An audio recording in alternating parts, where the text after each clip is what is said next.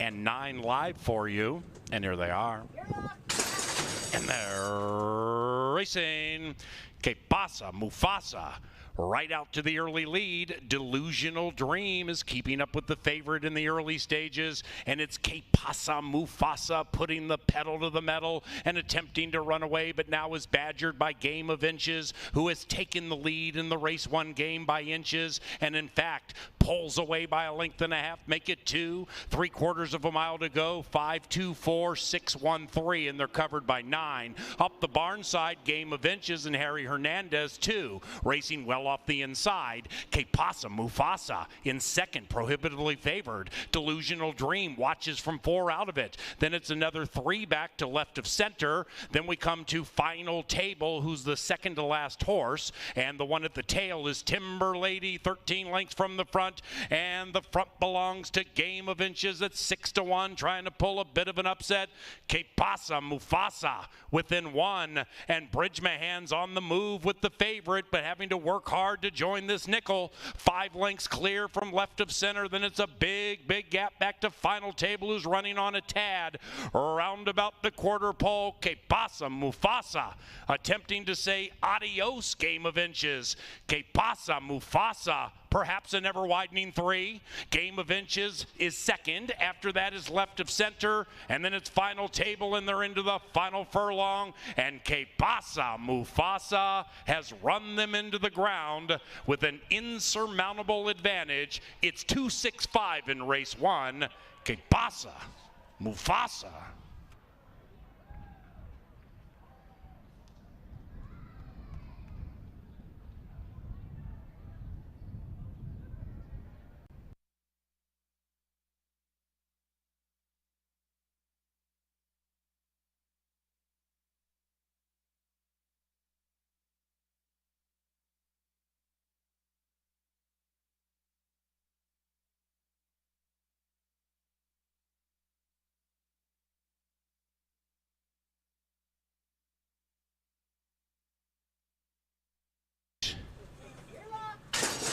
And they're racing.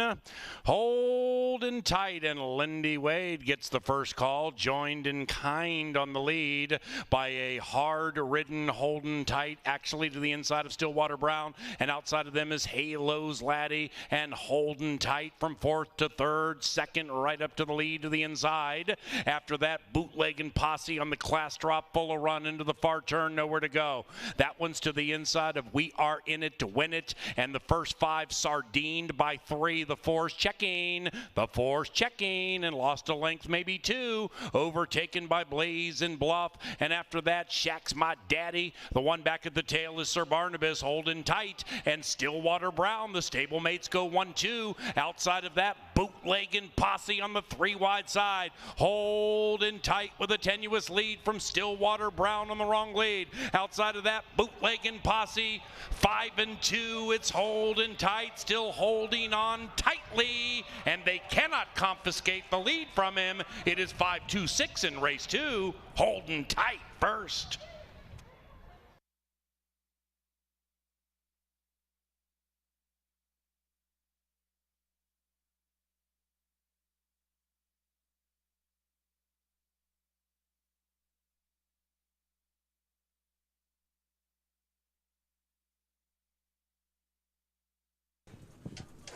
Turf time, and they're racing. Good starts for everybody but Cramden, who had to pinch back to last. And Papa Rizzo takes the lead with 1 lap to go. Papa trying to make the other 11 say uncle. After that, Bourbon Tan on the stretch out is attempting to cling to Papa Rizzo. After that, the 5 Smooth Papa in very tightly. Just had to check a bit to the inside of Days of Glory, looking to win 2 in a row. And Smooth Papa here from the Valley of the Sun, a bit high-headed in rank and Cramden wants to go in third. 7 lengths clear from War Chest. Fifth, and about 7 lengths out of it as the pace picks up the barn side. 5 lengths behind that to I'm a Harley 2. That's a Minnesotan to be joined by Chocolate Ice Cream. That's to the outside. King Nate to the inside. Then we come back to It's a Boy. That one's 13 lengths from the lead and joined by Andreas. Andreas is cruising up to the inside, running by Ike, and way back in last is Cramden. Off the far turn, it's Paparizzo leading it from Bourbon Tan. They are now 5 clear from Days of Glory. Then it's another 5 back to War Chest, who's an on-charging War Chest, but 8 lengths out of it, and still nothing from Cramden. Cramden still desperately last, and Paparizzo at 11-1 trying to trigger an upset. Paparizzo leads it from Days of Glory. After that, Bourbon Tan, who's come up pale. Now on the outside, King Nate is charging. Here's King Nate from Paparizzo. 1 and 2, AC Doocy. Pay that one at the wire at 9-1. Upsets all over this turf course.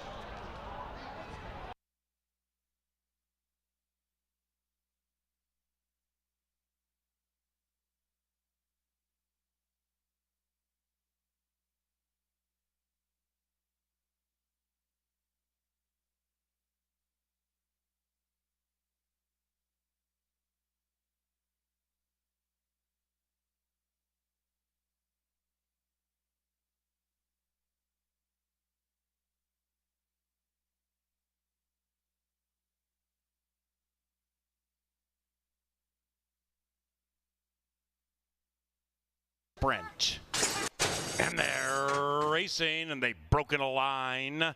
What now, my love? Gets the first call, pops out of the gate speedily, and is joined by Big Blue Note. Big Blue Note to the outside, and inside of that is Miss Glorious, and we have 3 abreast with 3.5 to go. Tracking behind them is Wildly Dramatic, making the 2022 debut, and Hot August Storm is taking a trip on the wide side. Between them is In the Misty Moonlight. After that, Faded Memories, and sailing along at 3-1 on the class drop, sailing along in last but beginning to move in, and sailing along is on the move. 3/16 of a mile to go, and up top we have 2 slugging it out. Outside it is Miss Glorious, inside it is Wildly Dramatic, and sailing along continues to sail along sweetly to the inside. Outside of that, Faded Memories, but Wildly Dramatic at 7-1 has beaten them. Wildly Dramatic first. 4-5-1 in race 4.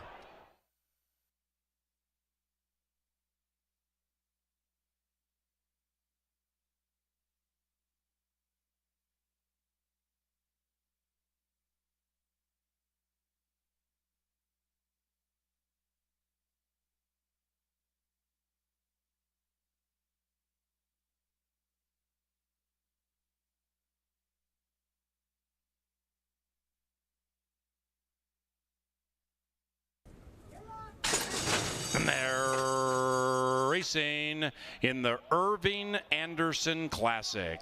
And Turn the Switch turns up the heat on the early speed, and it's Turn the Switch flashing speed with Whiskey Plank attempting to leave them punch drunk. And the early pace between the leading 3 quite hot. 5, 6, and 9 slug it out, and Whiskey Plank to the inside pulls clear by a half. After that, right behind the leaders is Joe Phillips, sequestered 3 lengths from the front and to the inside of Where'd the Day Go. After that, we have Twilight Liaison and Miss Har moving up, but very wide around the turn to the outside of Violin Maker. And they're only about 3 lengths from the front as the pace slows down. Then we come to Minnesotan Edgy Reggie, the 10 checking badly. Ooh, Violin Maker not making sweet music, checking badly to the outside of Light Cruiser. And that 10 still uncomfortable, but now settles down. After that, we come to Shinboro, and the one at the tail is Tour of the World. And the one up top is Whiskey Plank, still leading, trying to go wire to wire. And Whiskey Plank at 6-1 means business at the top of the stretch. After that, it is Joe Phillips. And outside of Joe Phillips is Turn the Switch. And on the far outside, Mr. Cougar. Now Joe Phillips attacks the leader and takes the lead. And Joe Phillips kicks on sweetly. It is Joe Phillips from Whiskey Plank. After that, Mr. Cougar battling it out with Turn the Switch, but there's no turning back for Joe Phillips, winning sweetly at 4 4.5 to 1.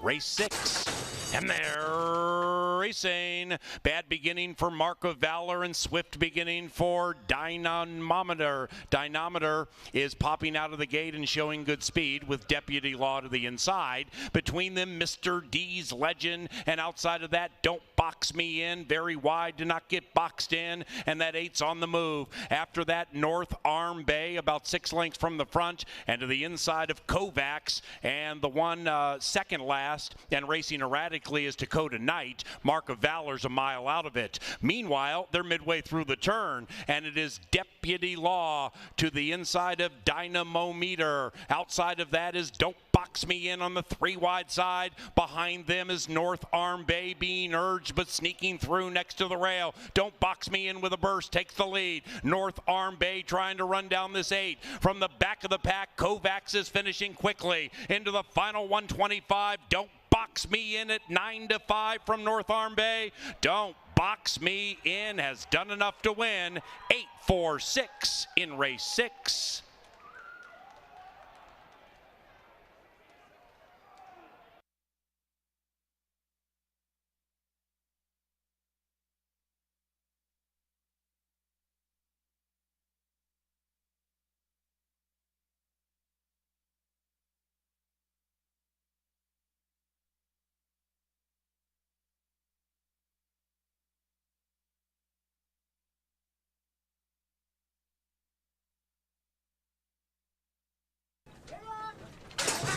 And they're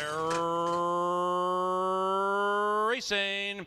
A Rose and Wine zooms out from the inside, and a Rose and Wine who loves this turf course grabs the lead. The speedy Bounty of Gold in search of 2 is covering up Triple Bold Baby, and those 3 are nearly in a line into the far turn. The White Horse right off the speed is Silver Coin, looking for that first turf victory 4 lengths from it, and up top a Rose and Wine battles it out with Triple Bold Baby. After that we come back to Tiger Bait, 7 lengths from the front, 3.5 clear from Sky Cat in the turf debut, and the one in last is that 9 Lyrical. A Rose and Wine kicks clear by 2. It's a Rose and Wine from Silver Coin. The Exacta looks acey-deucey right now. Outside of that is Bounty of Gold, but a Rose and Wine absolutely adores the Canterbury turf course and wins under a hammerlock. 1, 2, 3 in race 7.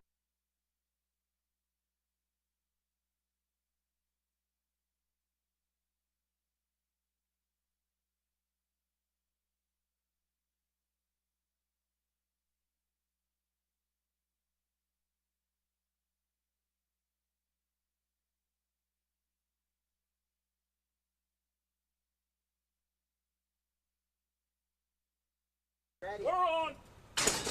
And they're racing, and they broke in a perfect line shortly after the start. That 5, that would be nice, had to pinch back to last. And what a great beginning it was for Knight's Honor, and the long shot Knight's Honor flashes speed to the outside of Celtic's Wildcat. That's the one, and outside of that is Honey Bella on the 3 wide side into the far turn. Dusty Ford with Fuentes looking for 3, about 4 lengths from the lead as Honey Bella is attempting to kick clear from Knight's Honor, and Honey Bella travels along smoothly as they approach the top of the stretch. After that is Stone Arch Bridge, about 5 out of it. The White Horses, Moonshine Moxie beginning to make a bit of a move. After that, with her boots on, far out of it. Not as far as Start Singing, then it's Styling and Profiling, and as they head for home, up goes for the lead Honey Bella holding on. Stone Arch Bridge trying to run that one down, then it's Knight's Honor, and outside of that is Styling and Profiling, but they're no match for Honey Bella, and Honey came up sweet at 9 to 5. 10-7-2 in race 8.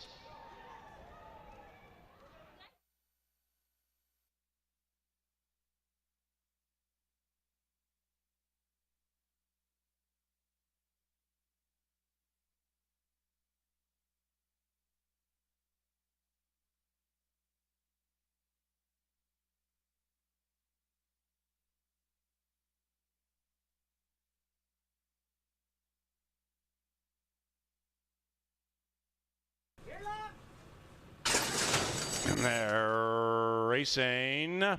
Scary at Canterbury pops out of the gate nicely and is being roused to show speed.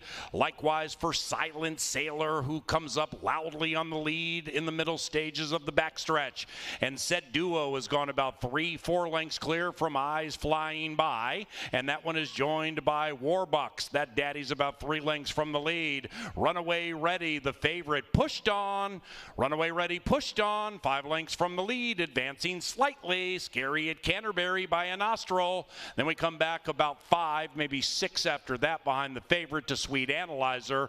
Then a huge gap to Honey Superman. And way back in last is Wildcat Hagrid. At the top of the stretch, Scary at Canterbury is attempting to fend challenges. Taking the lead by an inch, Silent Sailor. Scary at Canterbury fights back, but here comes Runaway Ready. And there goes Runaway Ready at even money.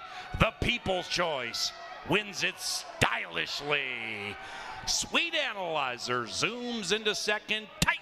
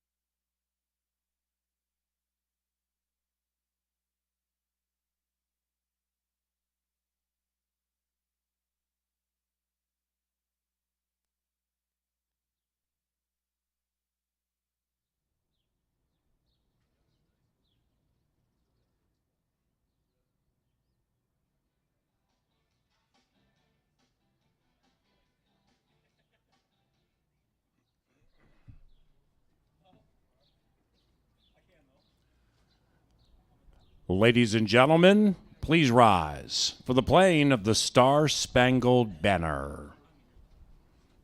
Perfect.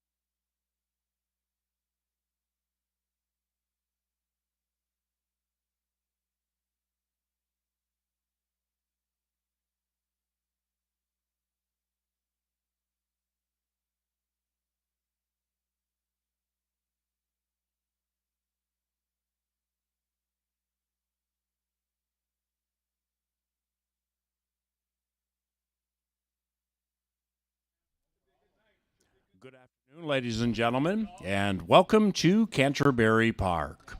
9 races for you, including the simulcast of the Preakness Stakes at 6 o'clock here at Canterbury Park under cloudy skies. The main track is Fast Ann. The turf is firm, people. The turf is firm. So now let's get to these program alterations. The first race has no scratches. Number 4, Allen, should be listed as a gelding. Truly. And this begins our post-time pick 4. Nation low 10% takeout on the first pick 4 each and every day at Canterbury. And it begins with race 1. In the second race, scratch number 2, Oh Babe. Number 2, Oh Babe, out of race 2 with the omission. No superfecta wagering. Now in the third race, we are on the beautiful and firm turf course, the rails at 20 feet. Scratch number 4, Tashkent. No superfecta wagering with the scratch of number 4 in race 3.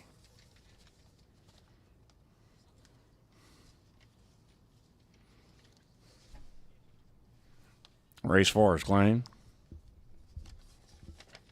And the fifth race, back to the turf course. This begins the 50-cent pick 5. Nation low 10% takeout. Canterbury rakes 10%. That's a nation low. Scratch 4, Streamer.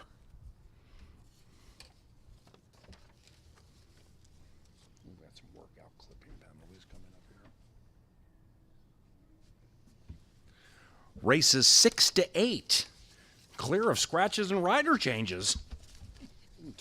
Put in the works. And the ninth race, scratch number 5, Claire Sailing, second part of the Dr. Dan Daily Double. Race 9, scratch 5. Welcome to Canterbury Park. Good luck on the Preakness. Good luck on the Canterbury 9. Today at the races, featuring our analyst Kevin Gorg, adjacent to the paddock, is next.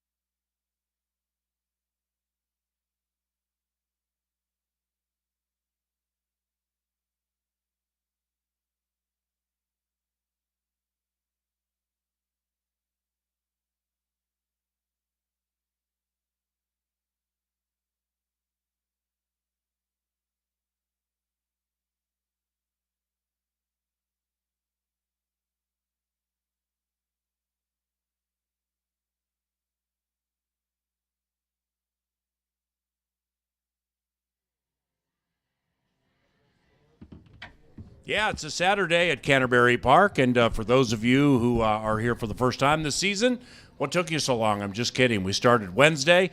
We had racing Wednesday and Thursday, and here we are on a Saturday. No family day tomorrow, but Sunday racing commences next week. I'm the announcer, Paul Allen. Happy to be joined and or rejoined by Kevin Gorg. He was our analyst here for the better part of a decade. Been coming to Canterbury Park and Downs for more than 30 years, and he's back here analyzing horses and having a good time with it, KG, especially when they jump on that turf course. First turf turf race, keep this in mind when you're playing those pick 4s and 5s and 3s. First turf race, my brother, 21-1. Then the next day we had another upset. So the turf course is providing upsets. And good afternoon. Good afternoon, and good afternoon, everybody out there on Preakness Day. Should be a lot of fun. And you're right, the turf races offer great value for wagering patrons because you've got big fields and they clump up, turning for home. And the jockey that gets the right trip, and that particular night, Israel Hernandez, who's one of those jockeys that maybe flies under the radar, came up the rail, perfectly timed move, and cashed a $45 ticket. And that makes the pick 4 and the pick 5 with that 10% takeout even more appetizing. Lowest in the industry, you find a 21-1 shot, you turn a $48 ticket into hundreds, probably thousands. Yeah, the Preakness, Sands Rich Strike, the Derby winner, still a wonderful betting race. That's going to be at about 6 o'clock, I believe, after the second race at Canterbury. And watch and wager be a part of racing history. And when we get to Canterbury's card, it's only 2 days and 17 races, but again, for those of you who are out here for the first time this season or haven't followed it, jockey Rye Eccleberry not here for now, jockey Dean Butler retired, jockey Quincy Hamilton retired. So we have a bevy of new shooters riding here at Canterbury, including a 25-year-old kid I met the other day named Harry Hernandez, who he won the Turf Paradise meet by a pole. And into the middle of the week, he had the third most wins of any rider in the country. So it's great to have Harry here. He's a new name. The Fuentes brothers, Ruben and Luis, both here last year. Ruben Luis had a double the other night. But overall, if you look at the riders that are winning, it's like one guy, then another, then another, then another. It's just so competitive. And Lindy Wade, the leading rider, he's back too. Yeah, he is too. It's a deep colony, and I think Kelsey Haar might get overlooked sometimes in the wagering. She did all winter at Oakland, and all she did was bring in a bunch of big prices at that glitzy track. So it's deep, it's talented, and I think as the meet goes on, you're going to see the field size increase. And like PA said, especially in those turf races, if you're going to put together a pick 4 or a pick 5, that's where I think most of the upsets will occur throughout the season, because that's where you get the bigger fields and those trips that can really get magnified, where one horse gets a much better trip than another, and all of a sudden you get that $45 mutual. Hey, man, it's good having you back. Great being here, man. Sitting here listening to you, it's like I missed being here with you. I was with you in this hot tub for so many years. Preakness quickly. Number 4, Secret Oath, the Dwayne Lucas filly, ridden by Luis Saez, taking on the boys for the second time in her career. Of course, when she went off favorite at like 7-5, I crushed her in the Arkansas Derby and got buried. Then did not come back on her in the Kentucky Oaks. Jeff Madej did. That was a couple of days after our seminar, and she went off at 9-2, and he made a really, really good case, and I didn't bet her there. I think she's the wild card in the race. What do you do? Yeah, it's actually a really good betting race without the Derby winner, and I think everybody focused in on the favorite, rightfully so. The 8 Epicenter is going to be tough. At last look, he's 9-5. I thought he'd be even money or below. And for me, yeah, with the front runner, the 5, early voting, the main track at Pimlico has been a conveyor belt so far today. I mean, literally every horse that's gotten the lead has won except for one race. Then you've got the filly to think about, and I think the one horse Simplification, who last I checked was 9 or 10-1, is going to get a great trip, saving all the ground right behind the speed. Jeff Madej loves the 9-horse Skippy Longstocking, who's going to be double digits, and I think the 2 is another horse that merits a long look if you're going to do a try or superfecta. So I'm keying in on the 1 and the 8, but I'm mixing in the 2 and the 9. The horse I'm trying to beat is the Speedball, is early voting. My take, PA, is these jockeys have been watching the same thing we've been watching, and I think multiple horses are going to go to the lead, which sets up for somebody sitting off the pace, which I think, again, Simplification and the favorite Epicenter should get that dream run from about 2 or 3 lengths off it. KG and Angela Herman, another one of our handicappers, will be in the paddock this evening, handicapping the races for you and setting up things from a marketing standpoint. And we thank you very much for coming back to Canterbury Park. Check our website out, canterburypark.com, our YouTube channel, where you can stream the races live if you can't make it here. In fact, like Wednesday, Thursday, Saturday, Sunday, when we race, if you come out early in the day and you make some bets and you can't next day, you can watch them live via YouTube. It's the full feed. All right, we have a fast main track and a firm turf course, and once again with this first race, we call it the post time pick 4, and we're starting to pick 4 with race 1. Only 50 cents. When we say nation low 10% takeout, you can find this all over the internet. Go to certain tracks and look at the takeout, what the track gets for their pick 4s, and you'll see 19, 22, 24% all over the country. So we have decided to go to 10% rake for Canterbury Park. So that's a lot more money coming back to the patron to hit the winners of races 1, 2, 3, and 4. It's only 50 cents. And number 4, Allen, is a gelding. KG, what you going to do and why? Yeah, this is a tough race. I'm going to go 3 or 4 deep in my post-time pick 4. I think the public's going to settle in on the 3 Magoo, and I get it, right? It's Mac Robertson. It's everything we know. Novogratz stable, fast workout over the track, and it looks like the speed of the race. The 5, to me, is the horse that I think gets the dream trip for maybe a length off the pace, stalking that front marker. Joel Burnt with Quantum Leap looks like a live one. But you mentioned Allen. I'll also mention the 6, Carl G. If you look at the speed figures, if you're into kind of measuring how these horses have been knocking heads here in the last calendar year, the 4 and the 6 measure up. And I think the 3 and the 5 are both going to get bet heavily in this race. So I've got the 5 on top. I take the race. 5, 3, 4, but I'm going to mix in the 4 and the 6 in my pick 4 and try to get an upset for a little value in that pick 4 production. Yeah, it's a 5, 3, 6 for me. Fuentes seems to be riding top call for Joel Byrne, and that's a really good spot to be. Joel is one of the better trainers we've ever had here, wins at a high percentage, wins stakes races, has the best 3-year-old on the grounds, and loved the nest. So I like Fuentes and Quantum Leap together, got that race off a long layoff, and sustained long enough on a deep Hawthorne track. Got run down late, but nevertheless, I think that's a pretty impressive race going against these types. So I'm going to take it 5, 3, and 6, and I'll make a win bet on Quantum Leap if I can get 2 to 1 or higher. Second race, scratch number 2, Oh Babe. No superfecta wagering with the scratch of number 2, Oh Babe. The probable favorite in this race, number 1, Martini Blue, Chirinos and Robertson. That will be a lethal combination as long as it sticks together. What do you do? Tough to beat this horse, in my opinion. This horse comes in off a really good effort, sneaky good effort, in a $110,000 allowance race at Glitzy Keeneland, and did all the dirty work in a route race. I like the cutback to 6 furlongs, 3rd time off the layoff, so you've got a good form cycle here. Doesn't need the lead. That inside post PA is a little tricky, so I'm going to trust that Chirinos can kind of find a spot to sit, because the horse to beat is likely the horse to catch, and that's the 5, Excel. Angie Herman loves this horse, and I love Tampa Shippers. As you know, that is the speed of the race. So I go 1, 4, and 5. I like the 1, but I do fear the 4. Yeah, I'm going to pick it 1, 4, and 6. I don't really have much to add here. It's with Martini Blue getting those 2 races off the layoff, those 25 optional claimers at Oaklawn, big fields in races like that all the time, like 9 to 12. There were 9 here.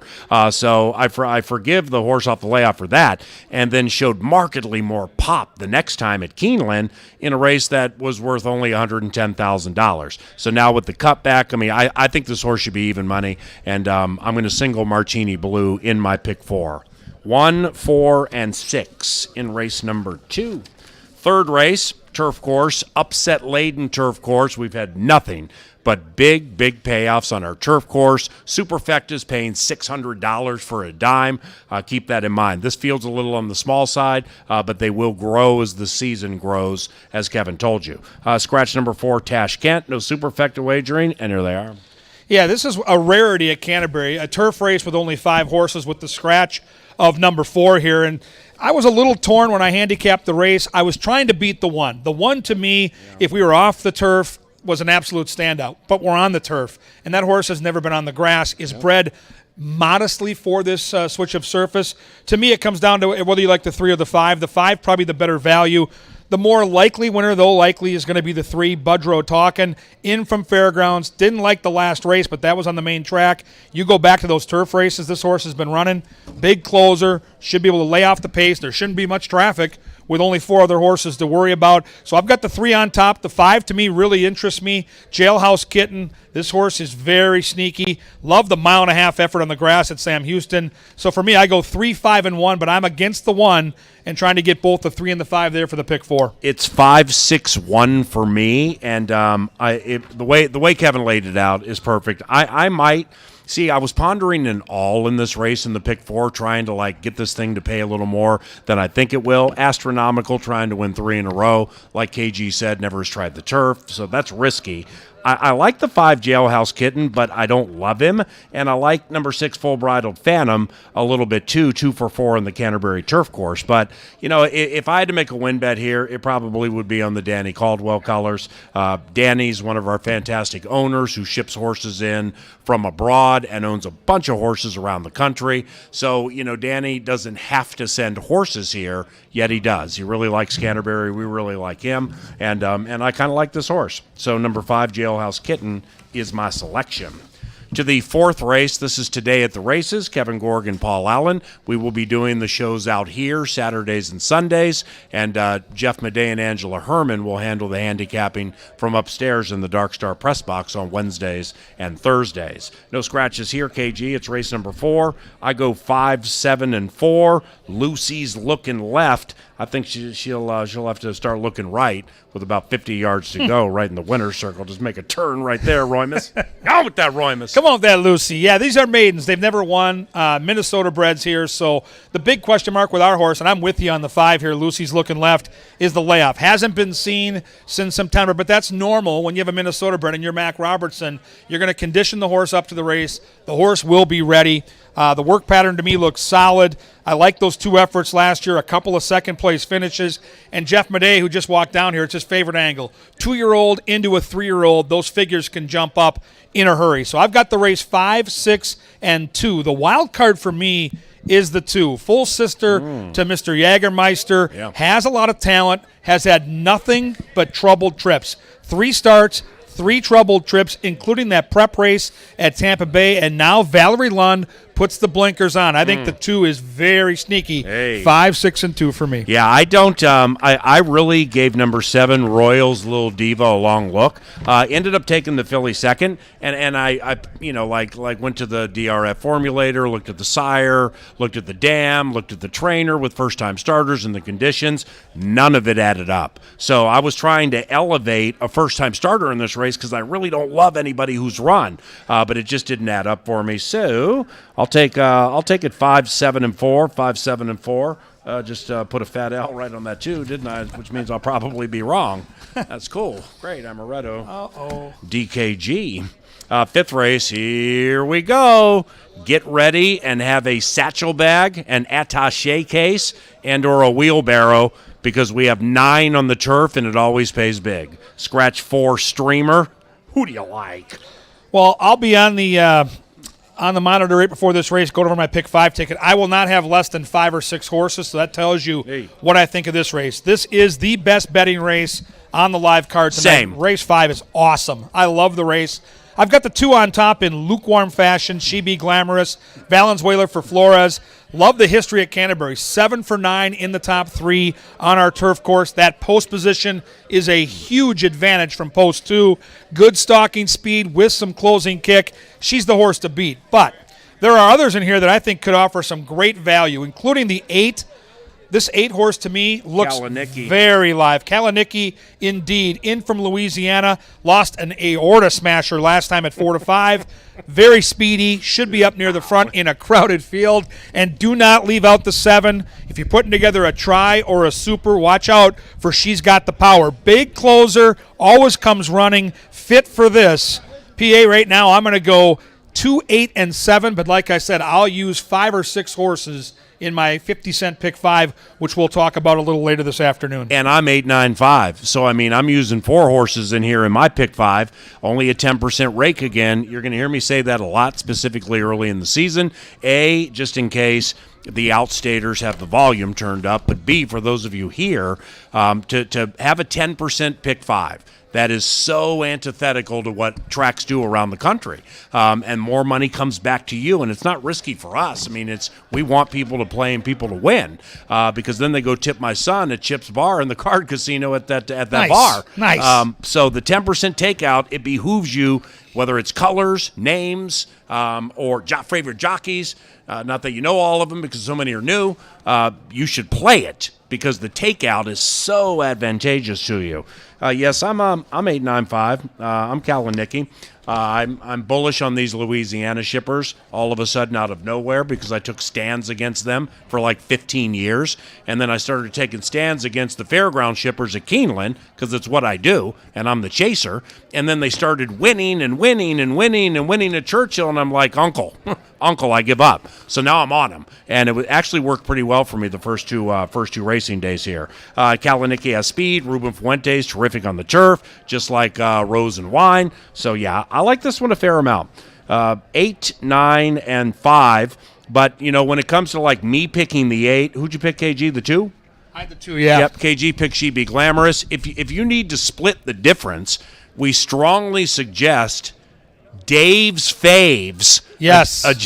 Adjacent to the gift shop, just to our left and your right. It's that green sheet. Doesn't cost very much. A couple of dollars, right? Couple bucks. He also got Miss Macy over by the card club. And I'm telling you, not just the tips for the race card tonight, but on the back page, he has a bevy of betting options. He puts together pick 4s. He hit the pick 5 the other night for almost $400 on a $36 ticket, so give him a look. Yeah, go ahead, Super Stats Dave. You see, the KG ran the power play here for X amount of years, and it was super popular. And now with Kevin doing this job, it was very important to us to have somebody with statistical equity to take over the green sheet. And Super Stats Dave Hanlon, he's the statistician for Alan Horton, who calls Timberwolves games on the radio. So that's all he does is mash stats and try to find ROI. It behooves you to buy the Dave's Faves every day you come to Canterbury. Absolutely. Dave's Faves, though. Race number 6, final pick 4. No scratches, no rider changes. 2, 4, 5 for me. 2, 4, 5 for me. Yeah, another one of those races where you're going to want to come to the paddock and take a peek because we've got some talented youngsters making their racing debut. You want to see how they look out here in this cool Saturday afternoon. Right now, I go 4, 7, and 2. I think the 4 Gypsy Rewards got some talent. Debuted at Oakland in an $84,000 maiden race. Kind of ran lukewarm 5th, passed some horses late.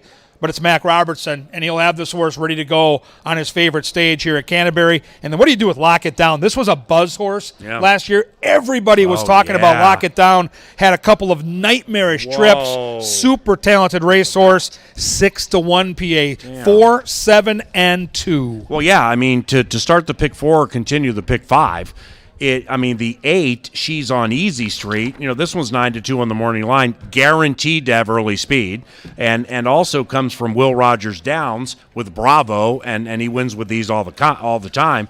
And number 5, who I took 3rd, Pocket Full of Posies. Keep this in mind. Trainer Wade Rarick may be 3 for 32 into this Canterbury season. He's a 20-some-odd% trainer here every single year. The ROI is terrific, and I'm using number 5 in my pick 5. But at the end of the equation, I'll take Bailout Keela. Got that race off the layoff at Tampa Bay Downs. Tried to show a little bit of speed against Maiden 40s, which honestly, years past, I would have said Maiden 40s at Tampa are better than the horses in this race. I don't think they're dramatically better, even in open company. There only were 6 in that race. Bailout Keela did enough for me. Got some works after it, so I'm going to go 2, 4, and 5 in race 6. The 7th race on this Saturday. We have no scratches here, and the purse is $17,000. Morning line favorite at 2-1, Candy Wampus. That's a Minnesotan against Open Company. Dio, quality trainer all over the country. Lindy Wade, he won a race opening night on Shinny for Diodoro. He's our leading rider, defending champion. What you going to do? This race I wrestled with PA back and forth because we all know, watching Lindy Wade, he gets first call for Diodoro. Yeah. Well, Diodoro's got 2 horses in here, and I actually fancy the horse that Lindy's not on. So I'm on the 6, Capture the Glory. And you get the blinkers, you get Harry Hernandez, Double H, And I just think the speed of the race, on a racetrack that's been fair, but always seems to favor horses up near the front, I'm going to roll the dice. I'm not sure what Dio's got cooking here because Wade is his guy and Candy Wampus does have the best speed figures. But in my opinion, Candy Wampus has a little touch of hang in the lane, and I'm going to trust that Capture the Glory gets loose here. I'm going to go with the 6 at 7-2. The 4 is a must-use for me, and then the wild card is down inside. Big League Benny off the bench with good workouts, loves this track at 6 and a hook. Should be rolling late. 6, 4, and 1. Yeah, I need. I don't like to use 4 horses in a pick 5 and 7 horse field. Might as well just go all. So I'm still slicing and dicing my way through this. I picked it 4-1-6. 4-1-6. I ain't betting Candy Wampus to win at 2-1. But my wild card is number 5, King of the Court. I mean, King of the Court is definitely off form from a couple of races at Oaklawn. One on a good track, didn't run terribly. In fact, if King of the Court runs that March 31st race here, going to be hit the wire with everybody, but then fell apart last time. A couple of slow starts concern me.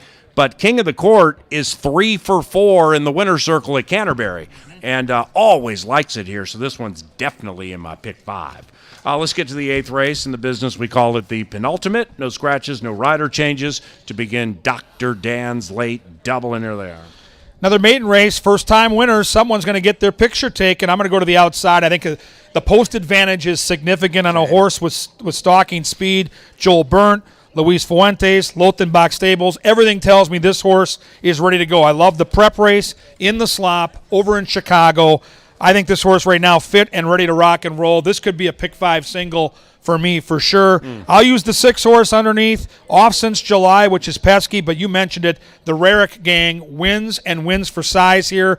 Don't let that horse off at 5-1 or higher. And then the 4 horse. Keep an eye on this one. Yep. Cecily Evans for Mac Robertson. We just saw them win a couple nights ago in a stakes race. That tandem, we don't see him often, but he puts her on live horses because Mac likes to bet, and that horse is working out like she might be live. 7, 6, and 4. Well, there's that. I'm going to pick it 7-4-2.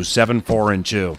Now, the 9th race, scratch number 5, Claire Sailing for these maiden claimers, all Minnesotans. So we're down to 6. Claire Sailing would have been 2-5 in this race. I mean, this is an impossible handicapping endeavor, in my opinion. Demand value here. You actually might get a trifecta that pays $100. I'm going to take Exodus and Hope simply because Exodus is in the name and Kelsey rides. 3-1-2.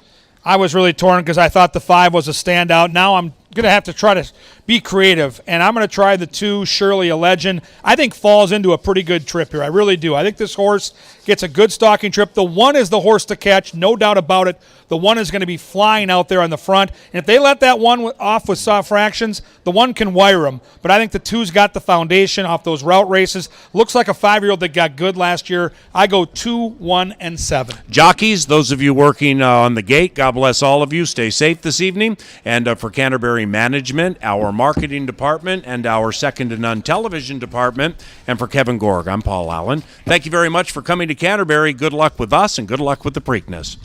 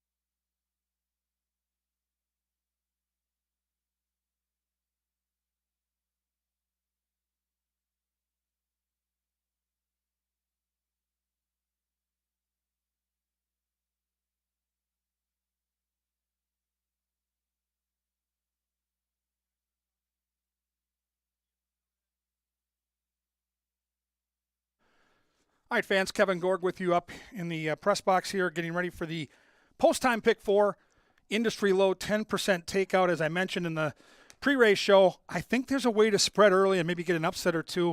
I'm going to try it here in the lid lifter. I'm going to use 3, 4, 5, and 6. No doubt the 3 and the 5 are legitimate horses and deserve to be taking the money that they are right now.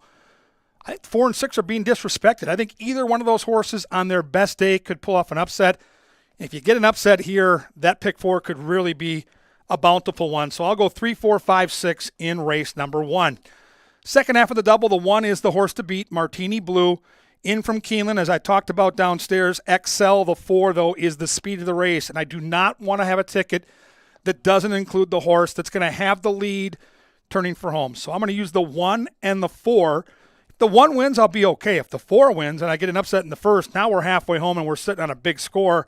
And that's the idea when you're putting together a 10% takeout post-time pick 4. So leg number 3, race 3. This race, to me, with only 5 horses, you're going to have to limit it. I've got just 2 horses. I've got the 3, Budrow Talking, and the 5, Jailhouse Kitten. Jailhouse Kitten, to me, is the wild card here that might be the better price. But I really think Budrow Talking is going to be tough to beat in from Fairgrounds and should be roaring home late. I think we've got that race pretty well cornered. Now, if we're alive and we've got an upset or 2 along the way, we'll have 3 chances to cash in the final leg. And here they are. We'll start with the 2. This is the full sister to Mr. Jagermeister, Amaretto de Amor. This horse has had trouble in all 3 starts. They put the blinkers on today. She's bred to be a very special horse, and she's going to be 5 or 6 to 1. I think she's got a shot. 5 is my top pick in the race. Lucy's looking left. We get Mac Robertson with his go-to jockey, Chirinos in the saddle, off since last year and working well. We're also going to mix in the 6 here, Nordic Queen. This horse has a couple of starts recently up at Will Rogers Downs, so the fitness angle, the foundation is there, and at 5.5 furlongs could make some late noise. So I go 2, 5, and 6 in that final leg. Very, very affordable ticket, and a ticket that I think might be really, if you get through that first leg without one of the favorites, a ticket that could pay a few $100s very easily here, as we have those last couple races with some, I think, very tough favorites to beat. I'll be back to take you through the next race in the paddock, and don't forget, we've got a pick 5 that also has a 10% takeout that starts up in race number 5. The Preakness will be at 6 o'clock, roughly there, which is after our early double. Start getting those Preakness bets in to avoid those lines. Right now, you got to play that pick 4. It's on the monitors for you right now. The horses are approaching the gate. Get those bets in now, folks.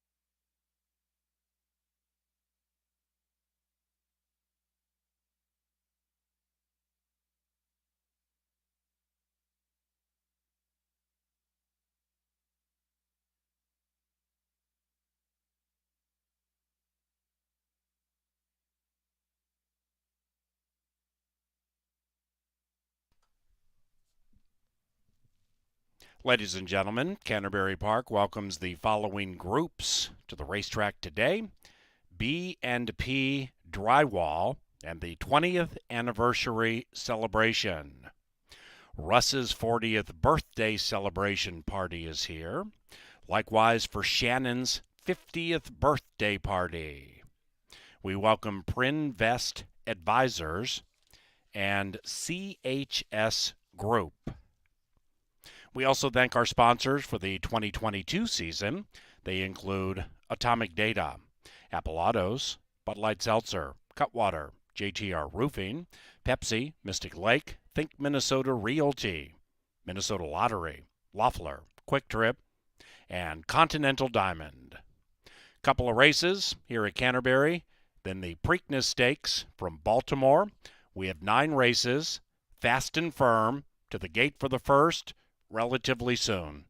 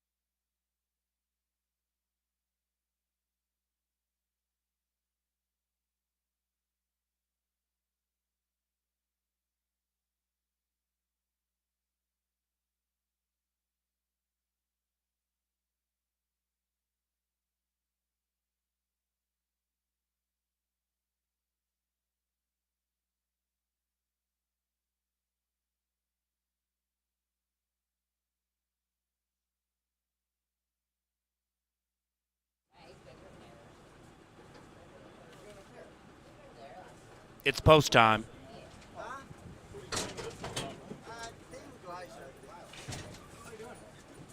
All righty now. Moving into the gate for the first at Canterbury Park, our third day of the 2022 season. Those of you on track, looks to be a nice crowd. Thank you. Those of you watching and wagering from abroad, thank you. We are here Wednesday, Thursday, and Saturday nights, along with Sunday afternoons at 1 beginning next week. Carl G. and Lindy Wade last in. It's a Saturday in the park with a 10% pick 4 race. And they're racing. Oh, Dog in the new colors came out of the gate a little slowly. Magoo and Roymas Chirinos at even money immediately head to the lead and are joined by Quantum Leap to the outside, and the 2 most well fancied in the win pools go 1-2 with 6.5 to go, and around the turn they negotiate, chasing Magoo. Now moving up to third is Carl G to the outside of Hypnotic Rhythm. Behind them, a recovering O-Dog. And the one in last is Allen, but only 6 lengths from the lead. Chirinos calling the shots, and doing so in pedestrian fashion aboard Magoo. Quantum Leap sticks to that one. That's the 5. Outside of them is Carl G. Then we come to Hypnotic Rhythm. O-Dog off the claim, a very close 4th, about 2.5 lengths from the lead, and the top 3 begin to cut a tad. Allen is in last, but still just 6 lengths from the lead, and they have 3/8 to go. It is Magoo, and Magoo is niggled at by Roymus Chirino, still responding. Outside of Magoo is Quantum Leap. Then we come to Carl G, showing some languish. And at the top of the stretch, Magoo threatening to win it from here to Elk Mound, Wisconsin. And it's Magoo opening up by 2. Magoo 2. Quantum Leap better leap back into action. Likewise for Carl G, 8th pole. It is Magoo still leading it clearly, but waiting around for Quantum Leap, who has decided to rejoin and is looking to confiscate the win. Quantum Leap along with Magoo. Here it is. Bam! Dead heat. Excuse me, photo. Could be a dead heat, but it's very, very close between 3 and 5.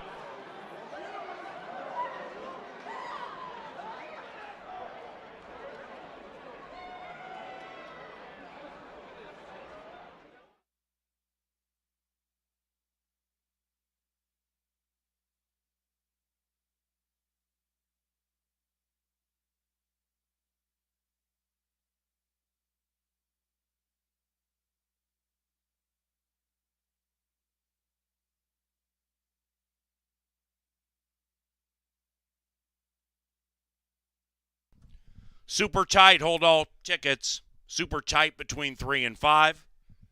Placing judges, analyzing the photo. We'll have an answer for you shortly.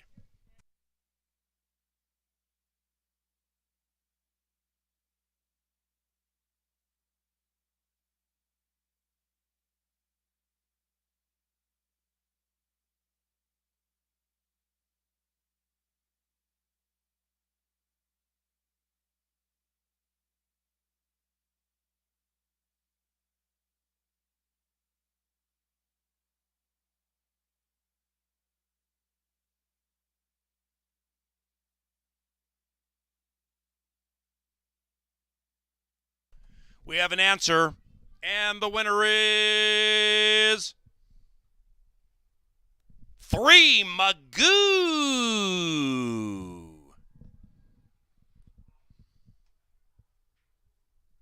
Heartbreak 5, Quantum Leap, 3564, 36.73 Oldham.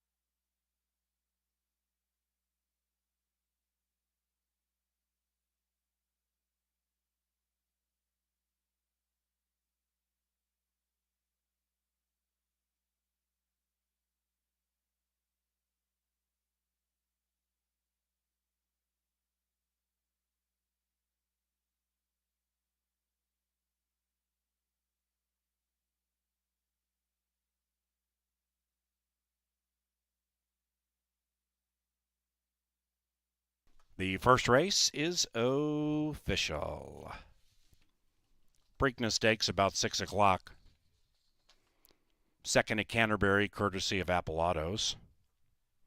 Winners enclosure, Magoo and Roymus Chirinos. The winning owners, Novogratz Racing. That's 2 for them this season. Winning trainer, Mac Robertson. First race winner is Magoo. Ladies and gentlemen, if you're hungry, we have a fantastic deli sandwich shop at Canterbury called Bo Diddley's. It's new, with sandwiches, soup, and much more, including salads.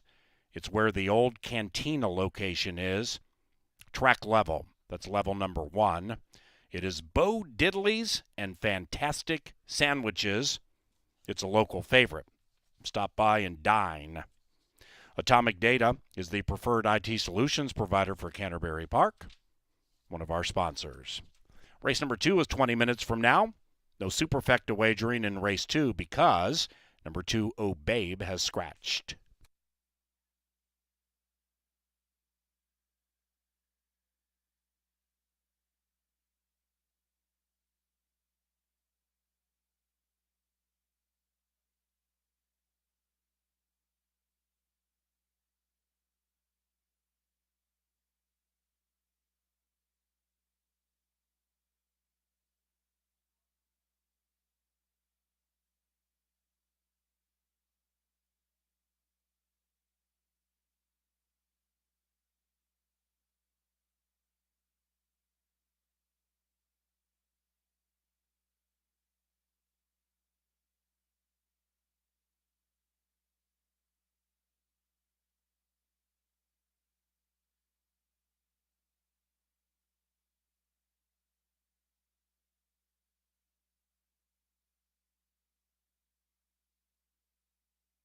race. And they're racing. Oh, Dog and the new colors came out of the gate a little slowly. Magoo and Roymas Chirinos at even money immediately head to the lead and are joined by Quantum Leap to the outside, and the two most well fancied in the win pools go 1-2 with 6.5 to go, and around the turn they negotiate, chasing Magoo. Now moving up to third is Carl G to the outside of Hypnotic Rhythm. Behind them, a recovering O-Dog. And the one in last is Allen, but only 6 lengths from the lead. Chirinos calling the shots, and doing so in pedestrian fashion aboard Magoo. Quantum Leap sticks to that one. That's the 5. Outside of them is Carl G. Then we come to Hypnotic Rhythm. O-Dog off the claim, a very close 4th, about 2.5 lengths from the lead, and the top 3 begin to cut a tad. Allen is in last, but still just 6 lengths from the lead, and they have 3/8 to go. It is Magoo, and Magoo is niggled at by Roymas Chirino, still responding. Outside of Magoo is Quantum Leap. Then we come to Carl G, showing some languish, and at the top of the stretch, Magoo threatening to win it from here to Elk Mound, Wisconsin. And it's Magoo opening up by 2. Magoo 2. Quantum Leap better leap back into action. Likewise for Carl G, 8th pole. It is Magoo still leading it clearly, but waiting around for Quantum Leap, who has decided to rejoin and is looking to confiscate the win. Quantum Leap along with Magoo. Here it is. Bam! Dead heat. Excuse me, photo. Could be a dead heat, but it's very, very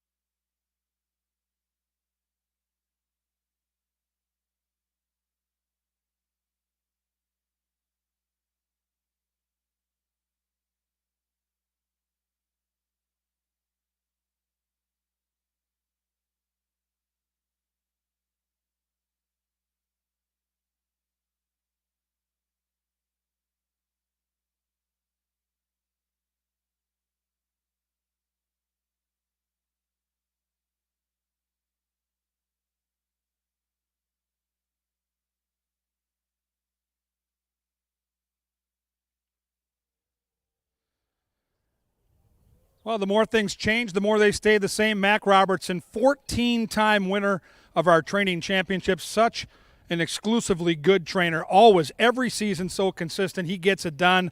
2 favorites on the wire, a head bob to start the day. And now we come to the second half of the Daily Double. And before you start thinking about the live racing here, we're into the early pick 4. The pick 5 starts in rate 5. We pumped all that up with the industry's lowest takeout of 10%. We've got the Preakness Stakes on the horizon. Right now, they're about 40 minutes to post time. So when this race ends, we'll take a breather here with our live racing program, and you'll have 20, 25 minutes to settle in, find your favorite TV monitor, get your favorite beverage, and hopefully make some money on the Preakness. Now, Epicenter, who finished second in that crazy Kentucky Derby just a couple weeks ago, figured to be around even money. That was the morning line set by Professional out in Baltimore. Last I checked, about 2 minutes ago, this horse is 8-5, so kind of lukewarm fashion with the favoritism. He looks like he'll get a good stalking trip. Today at Pimlico, there's been a bunch of dirt races, and outside of one race, the horse that's made the lead or been near the lead has won. It's been very friendly to speed. Early voting for Chad Brown, the 5 horse, is 6-1. He figures to be on the lead in that race. And what do you do with the filly? Secret Oath for the Cowboy. Dwayne Lucas, she won the Kentucky Oaks 2 weeks ago. She's back in against boys, and she ran a really good race in the Arkansas Derby at Oaklawn Park. She's getting bet, too. She's 9-2 right now. Second choice on the board, and my long shot is on the inside. I think Simplification number 1, who's 8 or 9-1, should get a really good ground-saving trip. It's an intriguing race, even without Rich Strike in there.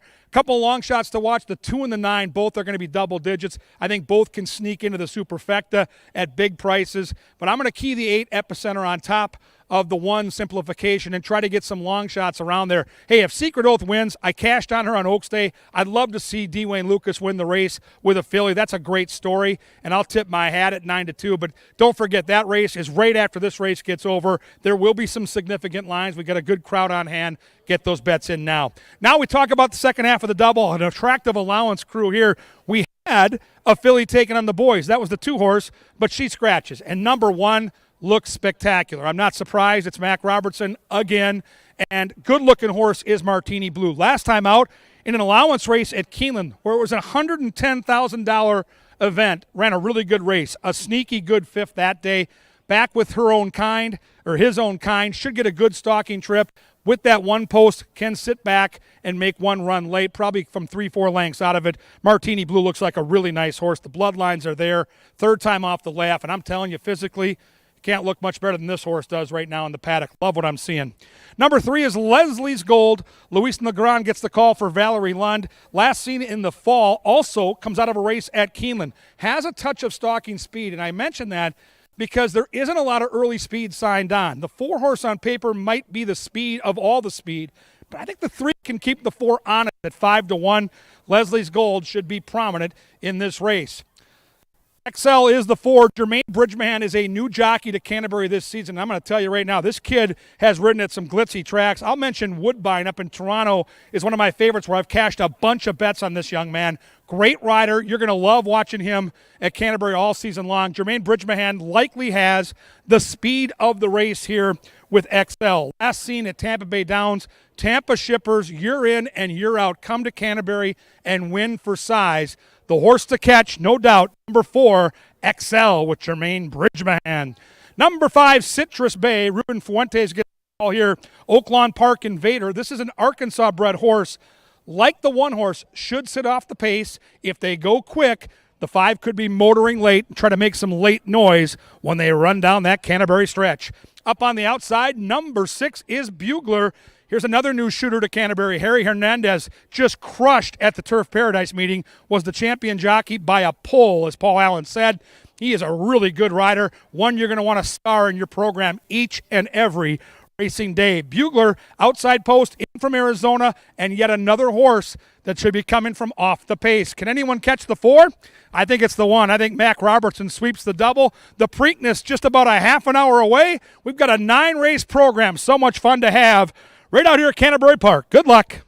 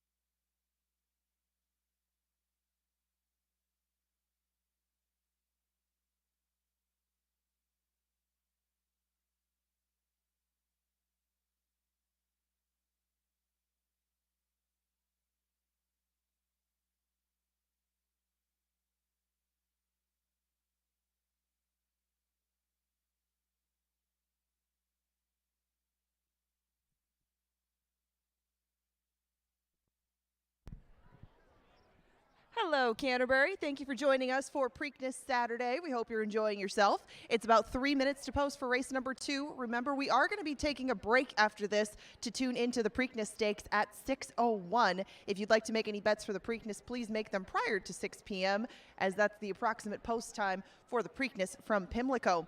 Now, for future endeavors, mark your calendars for some of these upcoming events.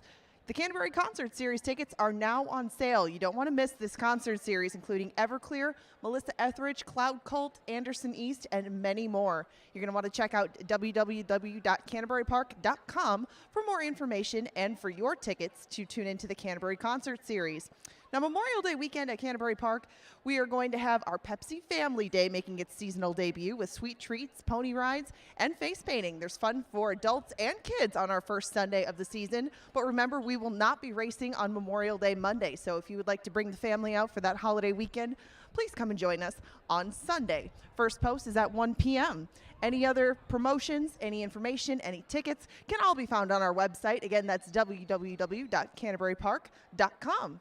We're now 2 minutes away from race number 2. Your 3 to 5 favorite resides on the rail, Martini Blue, looking to give the Connections a sweep of the early double. Good luck.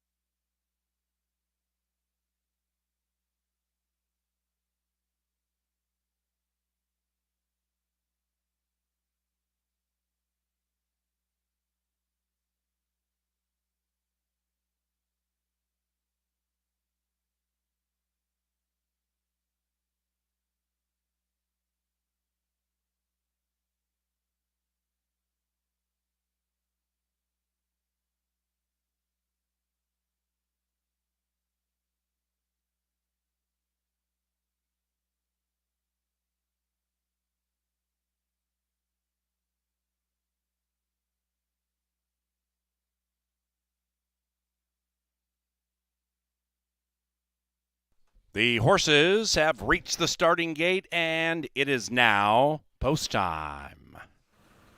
Second race, third day, CBY. A respite following race 2 for the Preakness. And here in the second race, Martini Blue, the 1-2 favorite. Owner, trainer, rider looking for a double sweep on the first 2. And in fact, for the rider and trainer, looking to win 4 consecutive races back to the final 2 on Thursday. 1-2. One out. Sir Leonard Dykert, the last to load.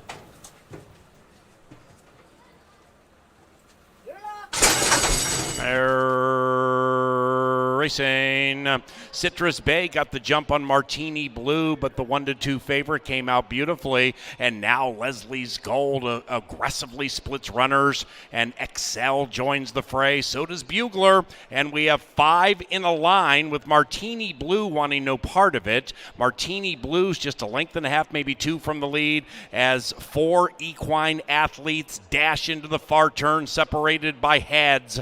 Between them, Excel leads it. That's the 4. Outside of that is Bugler. Then we come back to Leslie's Gold to the inside of Citrus Bay. Martini Blue is heading to the outside now. Chirinos is swinging wide with this hot favorite around about the quarter pole, and the leader is Excel at 3-1. It is Excel from the long shot, Bugler, and here comes Martini Blue. Martini Blue is stirring up something nice. Inside it is Excel. Between them, Bugler fighting gamely. Martini Blue still trying to figure out whether it's shaken or stirred. It is Martini Blue to the outside of Bugler. Bookenders, long shot, beat the favorite at 11-1. Bugler prevails.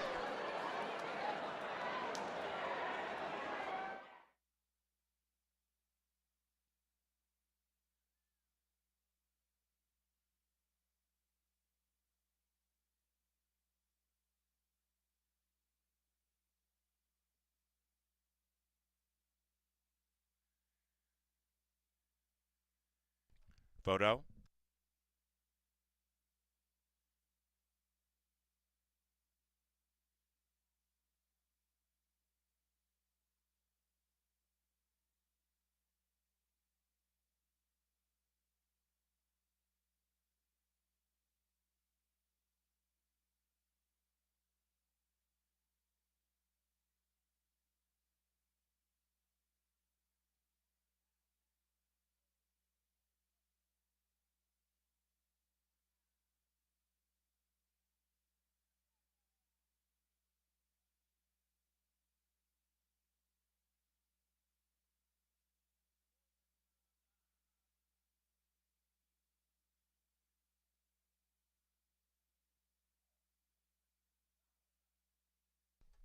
Result of the photo shows the winner is number 6, Bugler, at 11-1. 6-1-4-5 in race 2. It's 110.34.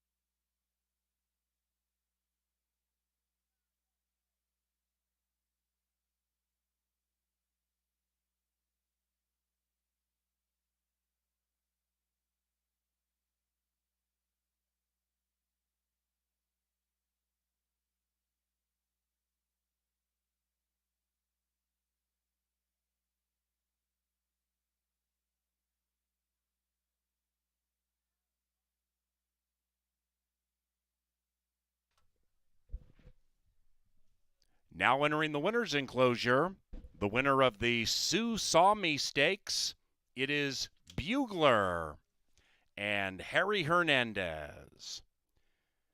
Bugler is owned by Jerome and Christina Russell, and the winning trainer, Ryan Kenny. First double today paid $56.40. That exact on race 2, favored on the bottom, $42.40. The trifecta, $52.70 for 50 cents, favored in the middle. Now the third race follows the Preakness Stakes from Baltimore. It is on the turf course here at Canterbury, which is firm, and the rail is 20 feet out.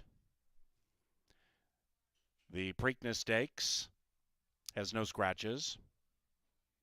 The main track at Pimlico is fast. The race is 13 minutes from now. Epicenter is the 7-5 favorite. And when wagering on the Preakness Stakes with TV coverage throughout Canterbury, please indicate you are wagering on Pimlico's 13th race.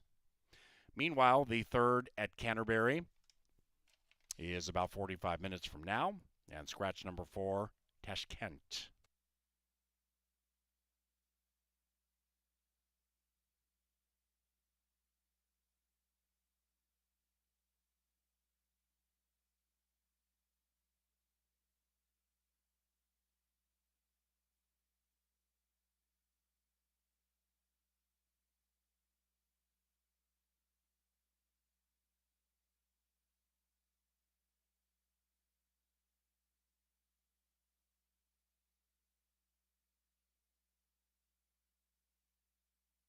And they're racing.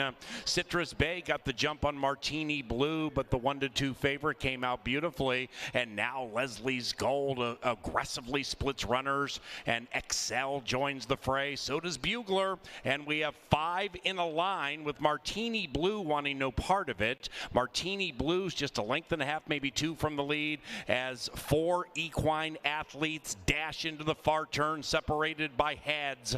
Between them, Excel leads it. That's the 4. Outside of that is Bugler. Then we come back to Leslie's Gold to the inside of Citrus Bay. Martini Blue is heading to the outside now. Chirinos is swinging wide with this hot favorite around about the quarter pole, and the leader is Excel at 3-1. It is Excel from the long shot Bugler, and here comes Martini Blue. Martini Blue is stirring up something nice. Inside it is Excel. Between them, Bugler fighting gamely. Martini Blue still trying to figure out whether it's shaken or stirred. It is Martini Blue to the outside of Bugler. Bookenders, long shot, beat the favorite at 11-1. Bugler prevails.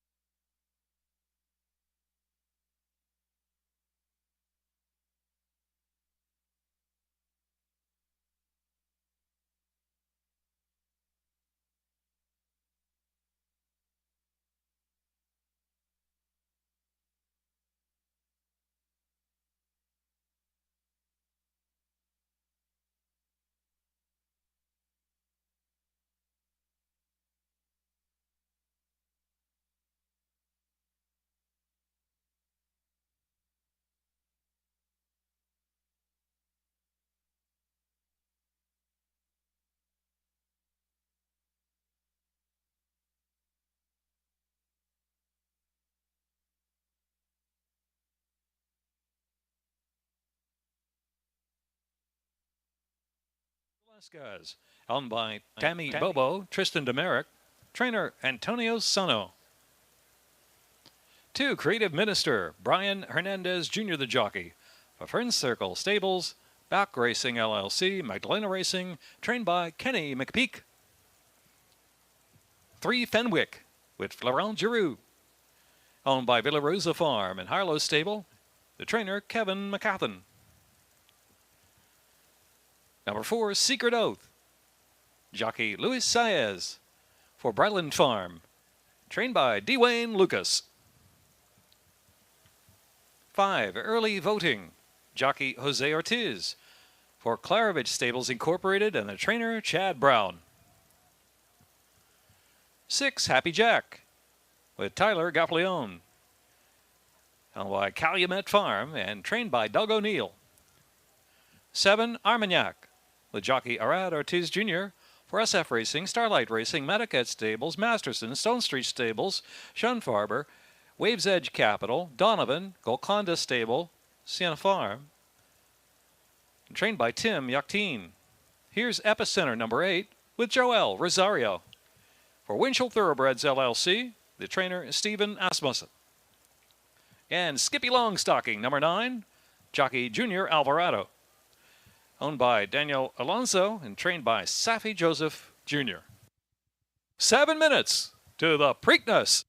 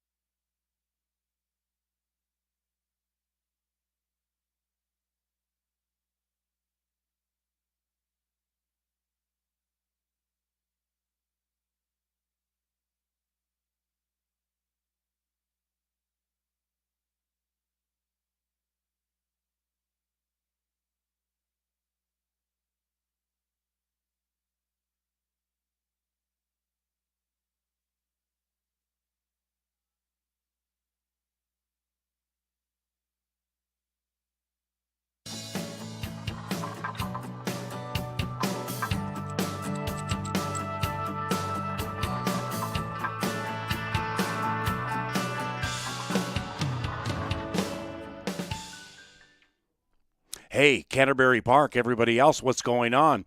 It's the Chaser with the bonus chaser. Shh, don't tell anybody, but this is an opportunity for you to potentially eliminate somebody from your win wagering in the Preakness, because I'm the Chaser. This is the third chase we've done. We are 0 for 2 because I'm the Chaser and I never win. So in the Preakness Stakes, we're going to focus on this guy, Early Voting. That's where the win money is going to go for the Chaser. And you see this one is Lone Speed, the potential of Lone Speed up here with old Early Voting. I know Epicenter ran a great race in the Kentucky Derby, but I don't think on this individual track, which has been speed favoring, Epicenter is going to catch Early Voting, but I'm the Chaser and I always lose. We also know Chad Brown, trainer Chad Brown. A lot of players around the country are like, oh, great, another Chad Brown winner. Well, how about we do that one more time here in the Preakness for the Chaser? He's a 33% winner, and we put this in green because we like money. Do you like money? If you do, follow the Chaser and Early Voting.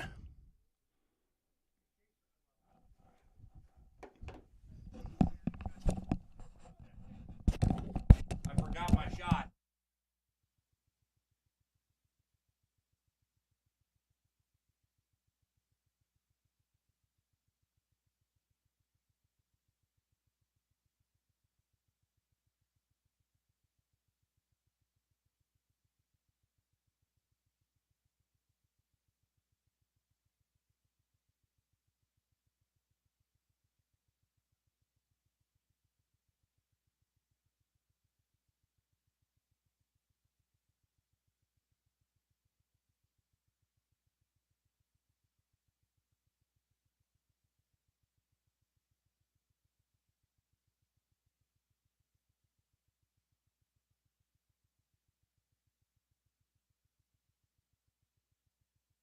3 minutes.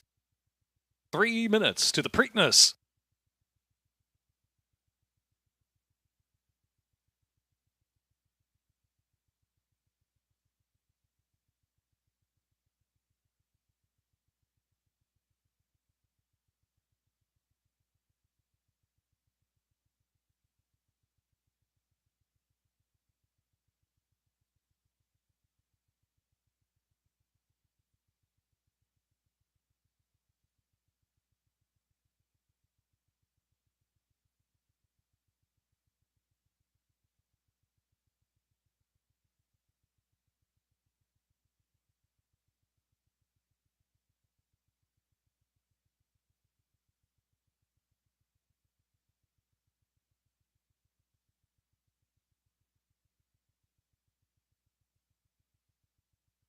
Two minutes.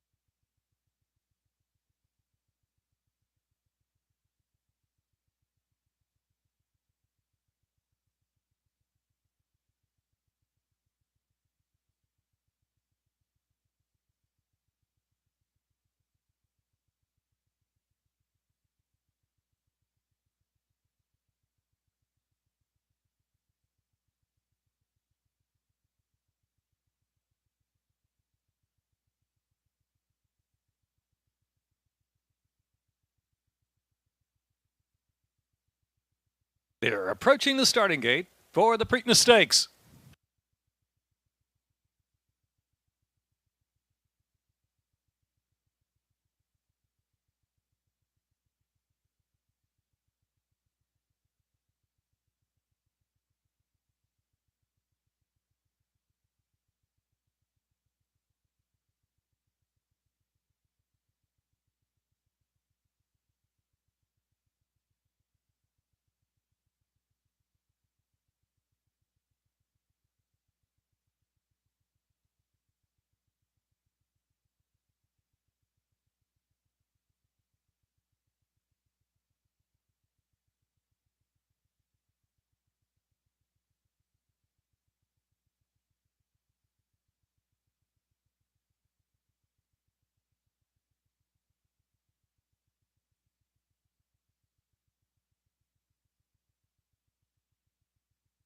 The horses now at the starting gate and set to load.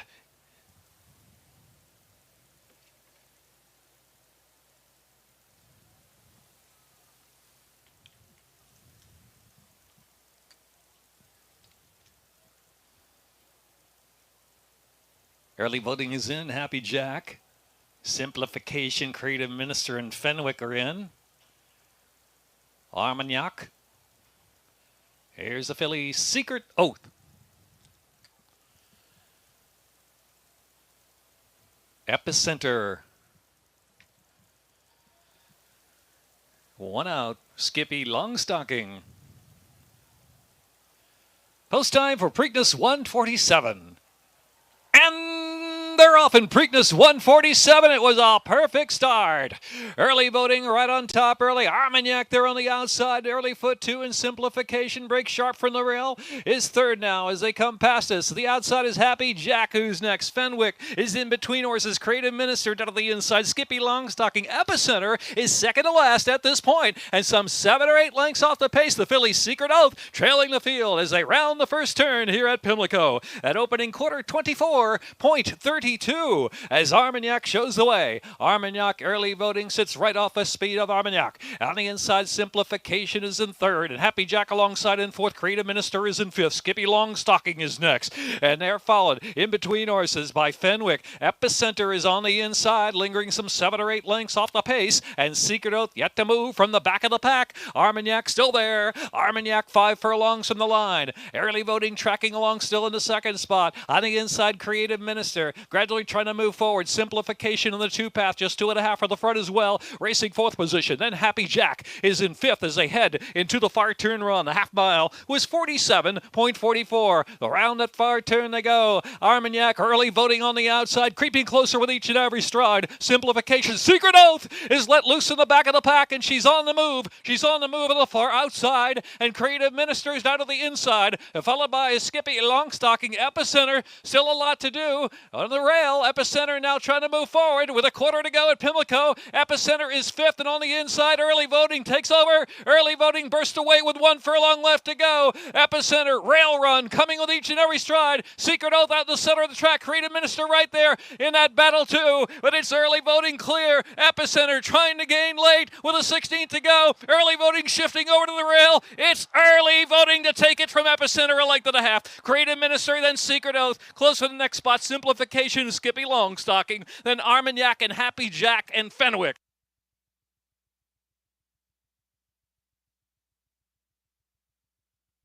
Minute 54:54.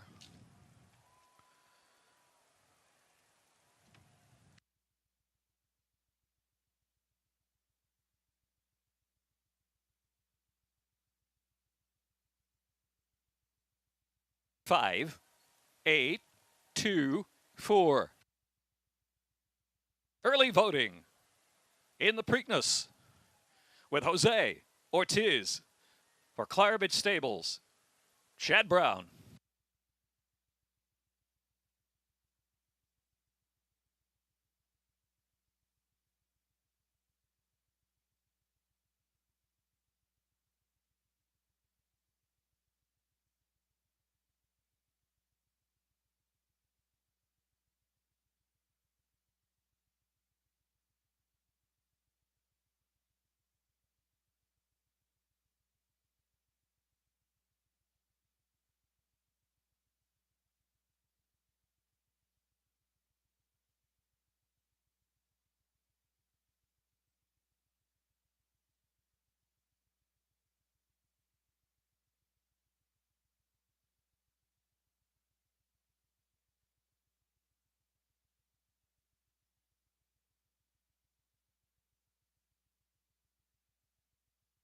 Find 8-2-4-9. Skippy Longstocking, fifth.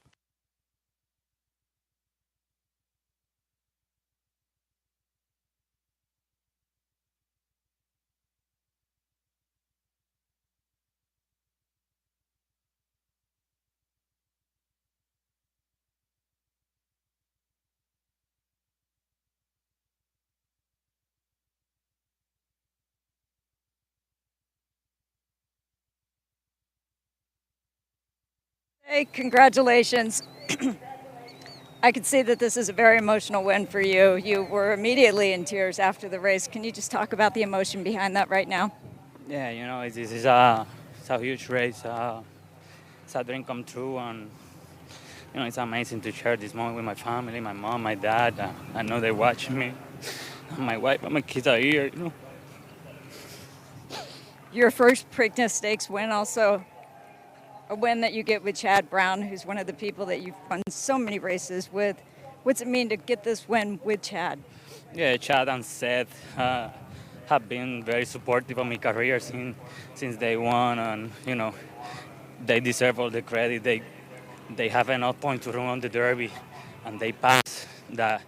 That's very hard to get a owner to pass on the Derby, and they did the right choice by the horse. I don't think he was seasoned enough to run in a 20-horse field, and they proved that they were right today. You've been on him for all of his starts. Did you see this kind of race inning today? Yeah, I've been on him since he's a baby, and we always knew he was very talented, but we knew he was going to be a late developer, but he always been very nice. I would always been very high on him. And Seth Claremon's 65th birthday. Do you want to wish him happy birthday? Yeah, congratulations, boss. This is your gift, Happy birthday. Congratulations. Well done. Kenny?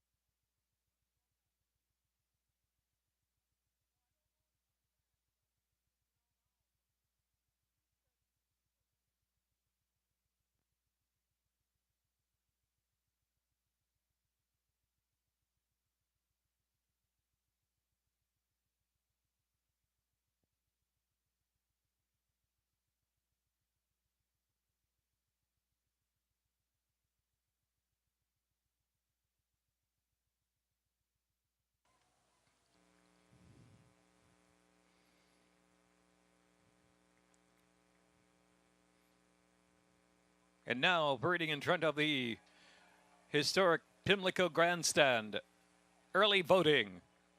Congratulations, jockey Jose Ortiz. Wearing the colors of Claravich Stables Incorporated and trained by Chad Brown.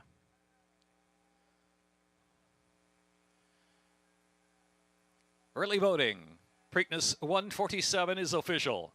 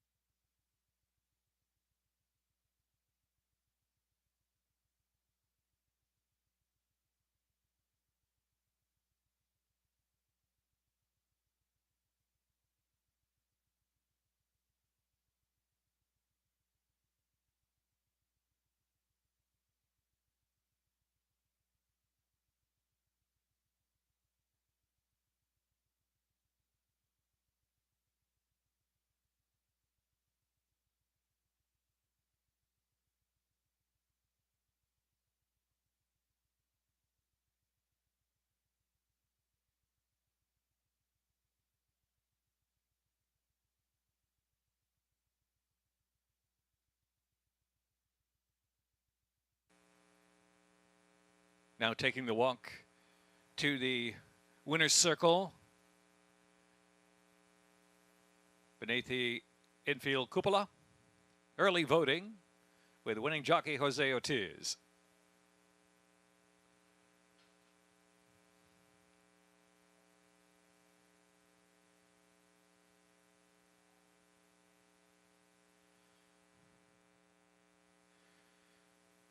Owned by Klarovich Stables Incorporated, trained by Chad Brown. Early voting. 3-year-old Dark Bear Brown colt by Gunrunner out of Amour d'Ete by Tisnow. Bred in Kentucky by Three Chimneys Farm, LLC. Time for the Preakness, a mile and 3/16. 1 minute, 54.54.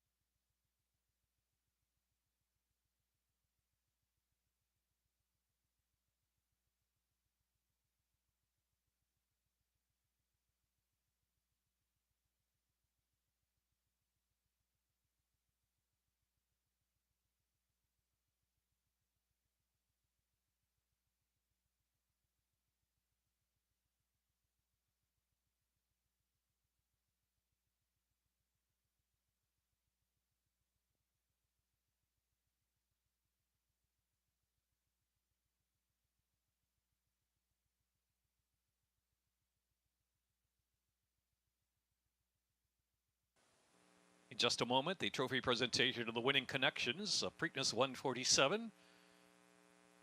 Presenting will be Belinda Stronach, President of the Stronach Group, joining Ms. Stronach in the winner's circle. Maryland Governor Larry Hogan and Baltimore City Mayor Brandon Scott.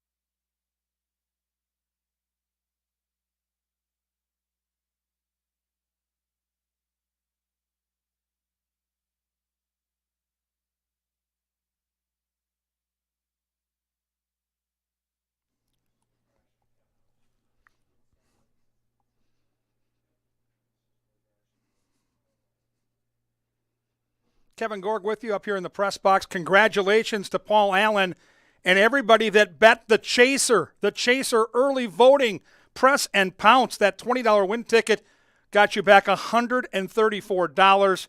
Well done, Paul Allen. Great tout in the Preakness. Exciting race, and now we're back to the live card. Don't forget, we've got some big races coming up. That late pick 5 looks bountiful, but right now it's time for a horse you can use in that pick 5. It's time for the power play. And the power play here is going to happen in race number 7. We're going to jump up to race 7 right in the teeth of the late pick 5. In race 7, I like the 6, Capture the Glory. Now, always tough when our top trainers put multiple horses in a race. And Robertino Diodoro, one of our very best, he has the 4 Candy Wampus, who's favored with jockey Lindy Wade, his go-to rider. But Harry Hernandez, who brought in that 11-1 shot earlier, rides this horse. And we're going to go back and we're going to watch a race at Keeneland. This is last fall. Now, Keeneland, one of the top tracks in America, 7 furlong distance. This horse shows unbelievable early speed. When you take a look at this race, watch this horse breaking out of the gate and opening up a lead on glitzy horses at Keeneland. Capture the Glory today, facing $10,000 claimers here. This is Keeneland, and that's Capture the Glory right there up on the lead. Opening quarter mile is quick, and this is a distance of 7 furlongs. This race tonight, in race number 7, a little bit shorter at 6.5. But my point is, this is a horse that should make the lead. I think Capture the Glory, second choice at around 3 or 4 to 1, could be a key in that late pick 5. Race 7, number 6, our power play of the day. Angela Herman out in the paddock in just a few minutes to take you through race 3. Good luck.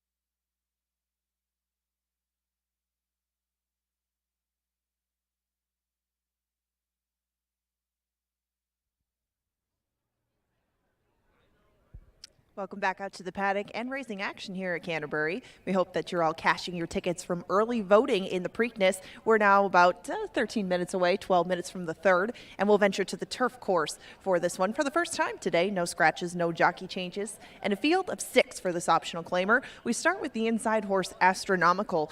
He was 2-1 on the morning line, currently 3-1, and he got a bath back in the saddling enclosure. It is cold out here. It's not necessarily a great indicator from the rail runner, but astronomical might be the controlling speed of this group. He's never tried the turf. His dam was 0 for 7 on the turf, but she amassed some good performances and also has some foals that have run well on the grass. So astronomical, if given a loose lead, could be very dangerous in this spot at 3-1. The horse just to his outside, Unbroken Song, has already started 9 times on the turf, but Unbroken Song has plenty of conditioning from his fawner races earlier this year. 6-1 currently the price on this one, and My Mistake, the 4, scratched out of this one. Tash Kent, My Mistake. We're left at the field of 5. The 3, 5-2 is Bud Road Talking. This Louisiana bred has taken on some very tough company lately at the fairgrounds. Comes off a 7th place finish in the Star Guitar, but he ran into some very tough customers. As you can see, going from favored to 55-1. More flatters the competition than is any strike against him. Jermaine Bridgemahan is aboard Bud Road Talking. Hugo Rodriguez, a new face that we see up here at Canterbury, saddles this one up, and they are your current 5-2 co-second choice with the rail runner. As I mentioned, the 4, Tash Kent, has scratched out of here and leaves us with your 9-5 favorite coming up next. On the screen, you can see him there. He is my top pick in here. That's Jailhouse Kitten.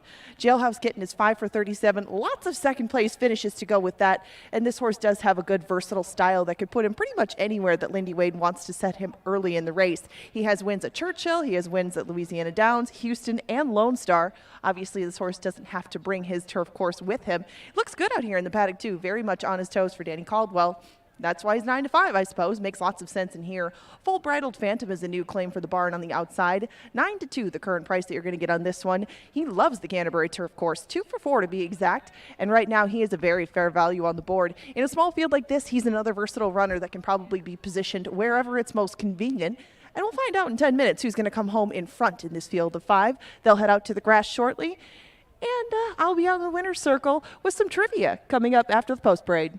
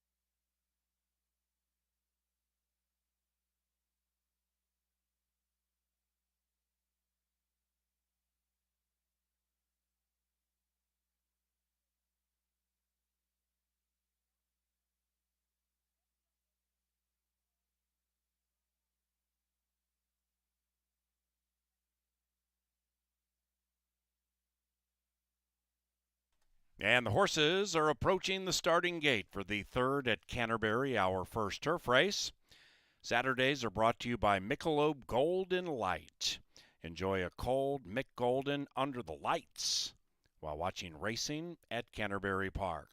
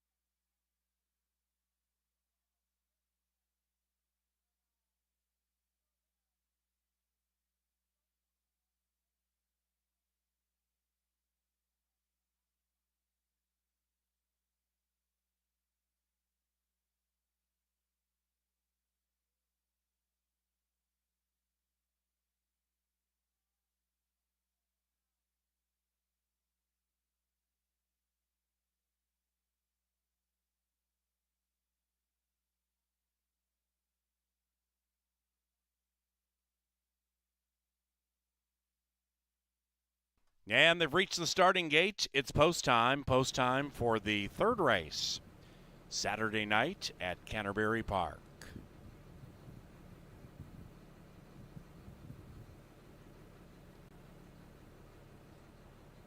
Astronomical, 2-1, in search of 3 in a row, and making his turf debut. He's a Canadian. Jailhouse Kitten, Kentucky bred, son of Kitten's Joy. He's 2-1, moves in. And Full Bridled Phantom is the last in line. And they're racing. Jailhouse Kitten off in last, and Full Bridled Phantom is full throttle out of the gate, and so is Astronomical in his turf debut. And as the quintet gallops by us for the first time, Astronomical extends the strides and leads it by 2.5. In second is Full Bridled Phantom. After that is Unbroken Song. And that trio is a big distance clear from the 2 near the rear. And it is Boudreaux talking to the inside of Jailhouse Kitten, who just put that 3 in last. Kind of a slow pace around the corner being established by Astronomical, leading it by 1.5.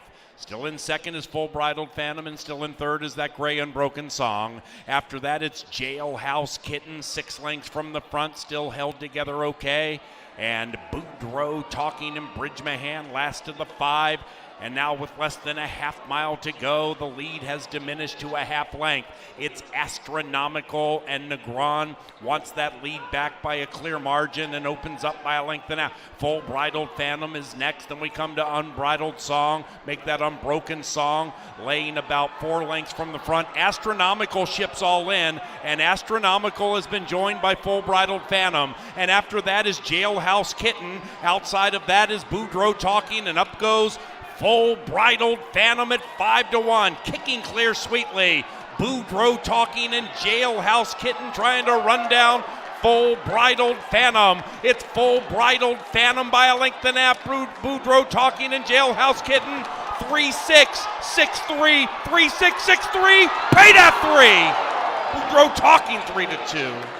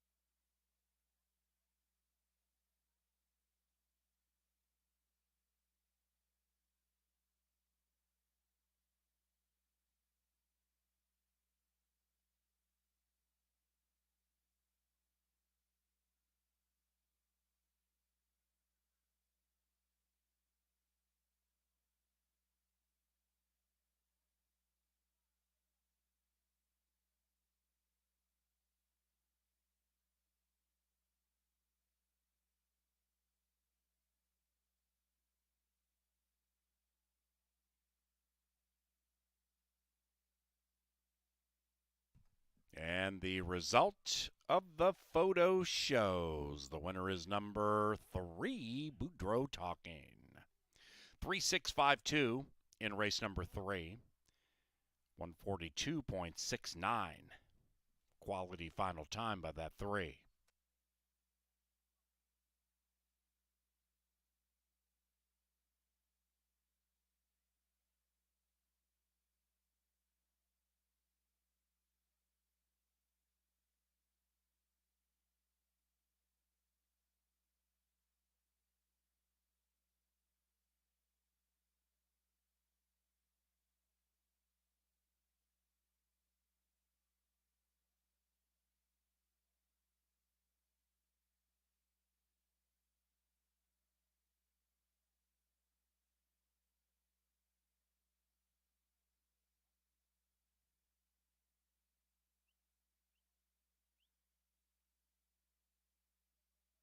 The third race goes official. That double from race 2 paid $61.60.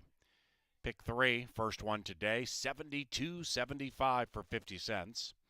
The race 3 exacta, $10 and change. 50-cent trifecta, $9.70. The fourth race is 22 minutes from now. No scratches, no rider changes in a race provided by Jim Beam. Jim Beam served here at Canterbury. It's elegant, smooth, and refined. By the way, if you'd like to have a party at Canterbury Park, reunions, corporate functions, we have unique indoor and outdoor spaces that can meet your needs. Bring your party to Canterbury Park and do so at CanterburyParkEvents.com.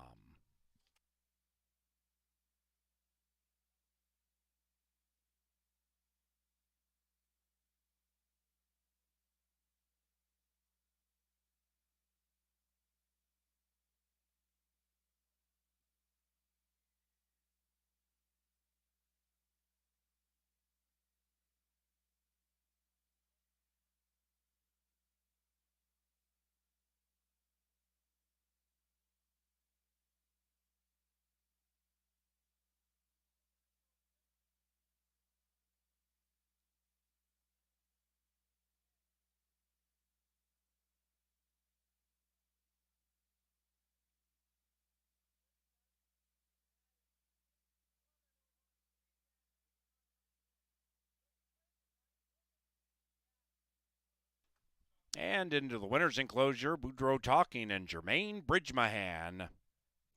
The winning owners, Hermio Racing. And the winning trainer, Hugo Rodriguez.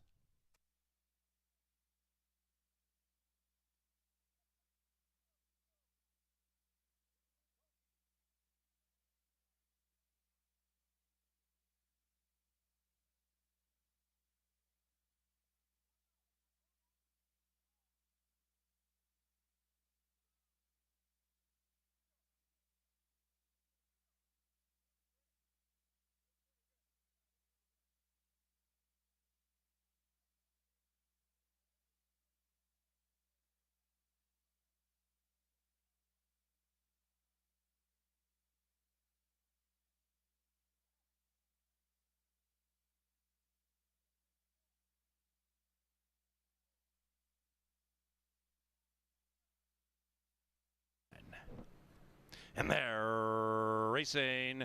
Jailhouse Kitten off in last, and Full Bridled Phantom is full throttle out of the gate, and so is Astronomical in his turf debut. And as the quintet gallops by us for the first time, Astronomical extends the strides and leads it by 2.5. In second is Full Bridled Phantom. After that is Unbroken Song. And that trio is a big distance clear from the 2 near the rear. And it is Boudreaux Talking to the inside of Jailhouse Kitten, who just put that 3 in last. Kind of a slow pace around the corner being established by Astronomical, leading it by 1.5. Still in second is Full Bridled Phantom, and still in third is that gray Unbroken Song. After that, it's Jailhouse Kitten, 6 lengths from the front, still held together okay. And Boudreaux Talking and Bridgemahan last of the 5. And now with less than a half mile to go, the lead has diminished to a half length. It's Astronomical, and Negron wants that lead back by a clear margin and opens up by a length and a half. Full Bridled Phantom is next, and we come to Unbridled Song. Make that Unbroken Song, laying about 4 lengths from the front. Astronomical ships all in, and Astronomical has been joined by Full Bridled Phantom. And after that is Jailhouse Kitten. Outside of that is Boudreaux Talking, and up goes Full Bridled Phantom at 5-1. Kicking clear sweetly. Boudreaux Talking and Jailhouse Kitten trying to run down Full Bridled Phantom. It's Full Bridled Phantom by a length and a half. Boudreaux Talking and Jailhouse Kitten. 3-6, 6-3, 3-6, 6-3. Paid at 3. Boudreaux Talking 3-2.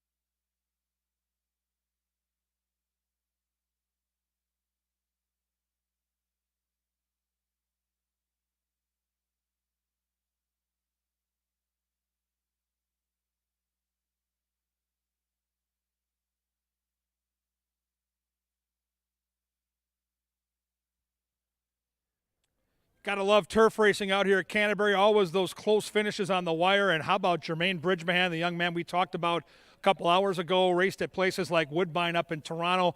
Perfectly timed with that Cajun Invader from the fairgrounds. We move on to race number 4. If you're alive in the pick 4, should pay decently. Good luck in the final leg here. Minnesota-bred girls trying to break their maiden, trying to get the first win of their career. And there's some horses in this race with a bright future. You might see some horses end up in stakes races here later this summer. They're going to travel a distance of 5.5 looking for that career win, number 1. We'll start with number 1, Chocolate Freckles. Chocolate Freckles hasn't been seen since March.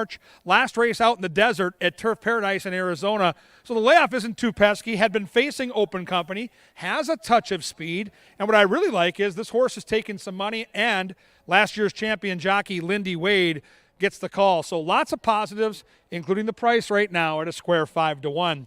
Number 2, you want Bloodlines. This horse has it. You've heard of Mr. Jagermeister. This is the full sister, Amaretto de Amor, and Jermaine Bridgman gets the call here. This horse has had trouble in all 3 career starts. Trainer Valerie Lund now puts the blinkers on. You can see those blinkers, those eye cups to help the horse focus in. Maybe a cleaner trip. There is talent here.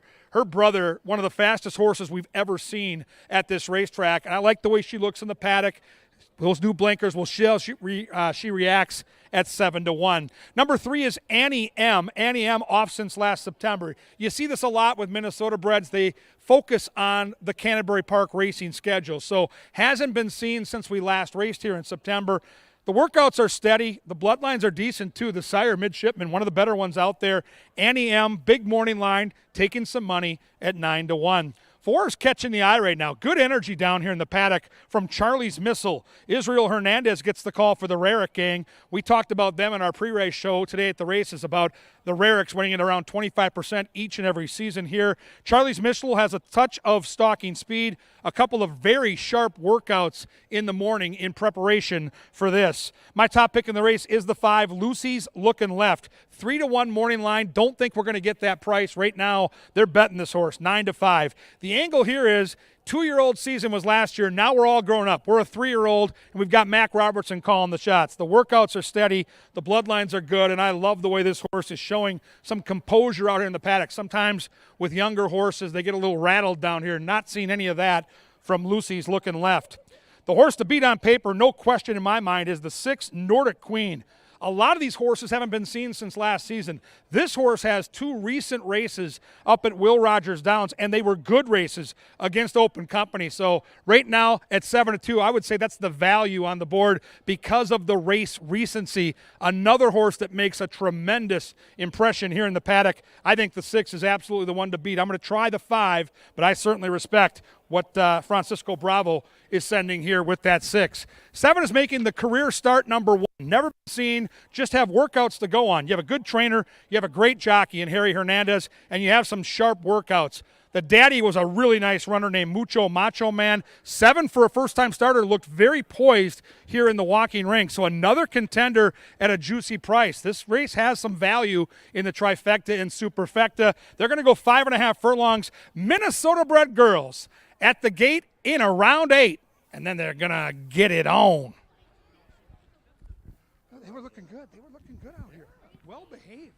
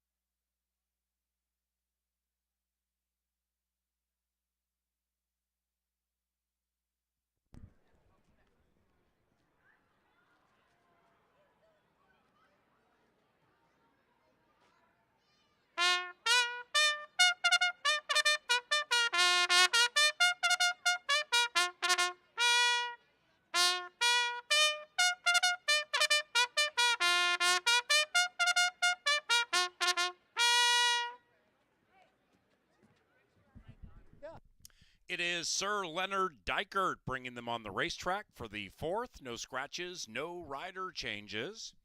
And they'll be to the gate about 6 minutes from now.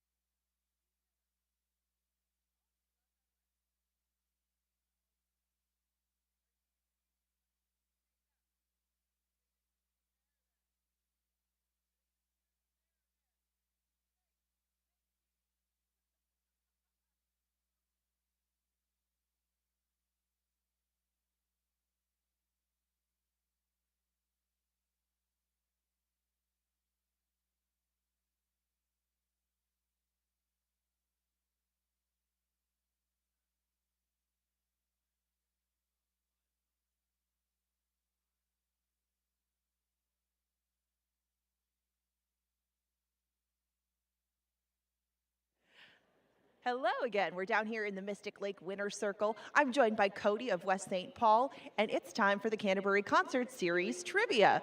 Now, we're going to have one question up here, 4 possible answers, and if you can get the correct answer to this trivia question, you're going to go home with a pair of concert tickets for the Canterbury Concert Series. Now, I asked you earlier if you like Everclear, because that's going to be the focus of this question tonight. And if you'll turn around here, you're going to have 20 seconds on the clock to correctly guess which one of these songs is an Everclear song. Is it A, Breakaway, B, Santa Monica, C, Good For You, or D, Winterland? Everybody out here who's an Everclear fan, feel free to join in and give them the correct answer if you know it.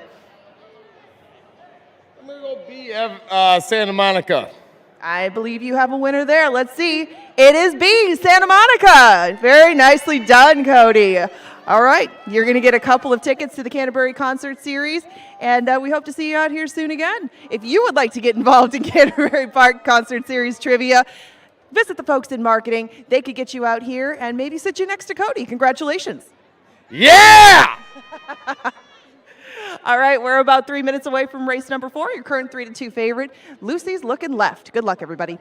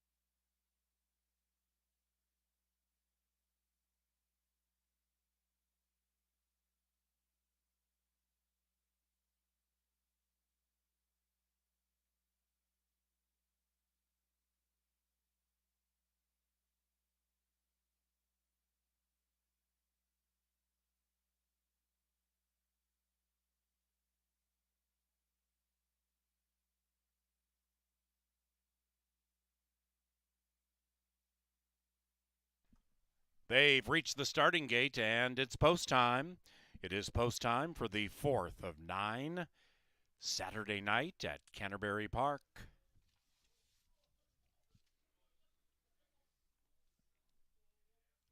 Every Wednesday, admission is just $5, and select domestic beers just $5. Get information on all of our specials and promotions at canterburypark.com. Lucy's Looking Left. That's the favorite. Nordic Queen, second last. And Royals Lil Diva. This debutante debuts sans blinkers. She's in. And here come these Minnesota maidens.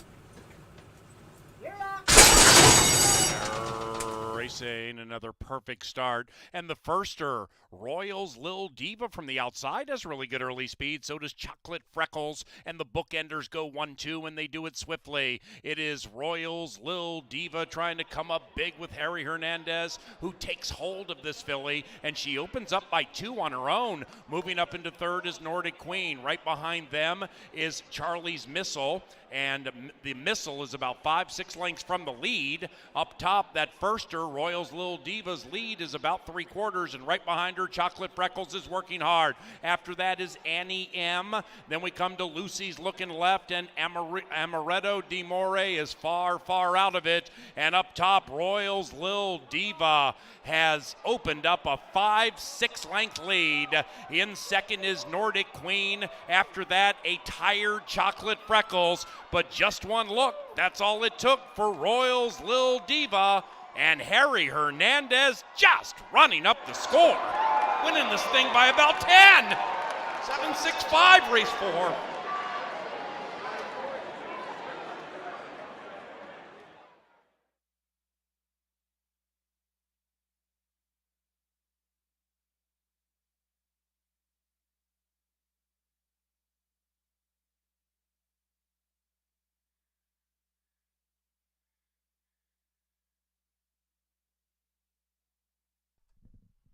Number 7, Royals Lil Diva. Impressively, 103.75. Well done. 7-6-5 and a superfecta photo.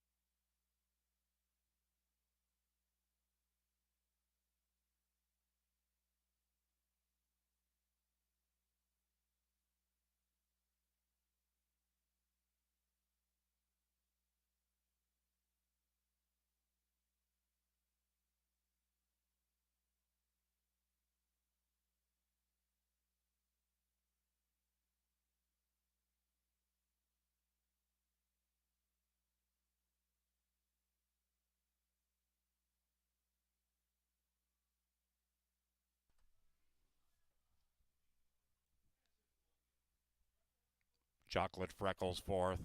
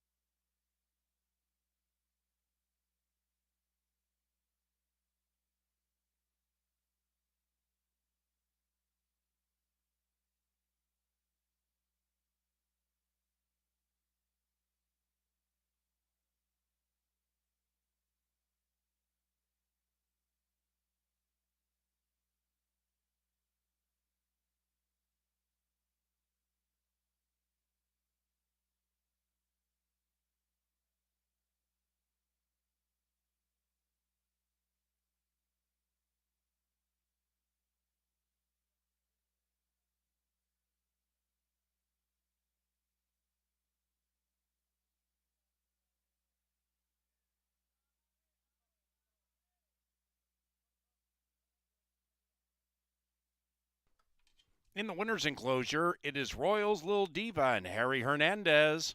The winning owners, Thumbs Up Racing, and the winning trainer and leader of the Thumbs Up gang, Miguel Angel Silva. Royals Lil Diva is a 3-year-old bay filly by Mucho Macho Man out of Royal Mark. This filly was bred in Minnesota by the winning owner, Mr. David Cobb. Now on to the 5th race. This begins the Canterbury Park 50-cent pick 5. Pick the winners of races 5 through 9 for this 50-cent wager and win hundreds, maybe tens of thousands of dollars. We begin on the turf. It's firm, scratch 4 streamer. Playing the pick 5, you can use as many or as few horses as you desire in each leg. It's a 50-cent wager to start with only a 10% takeout. That's lowest in the country. 5th race in the pick 5, 20 minutes from now. The 4th race Superfecta, $20 and change. 3-7 double, $12.70. Trifecta, $34.55. Pick 3, $2.54 and a nickel. And the first pick 4 today with the 10% takeout, $831.25.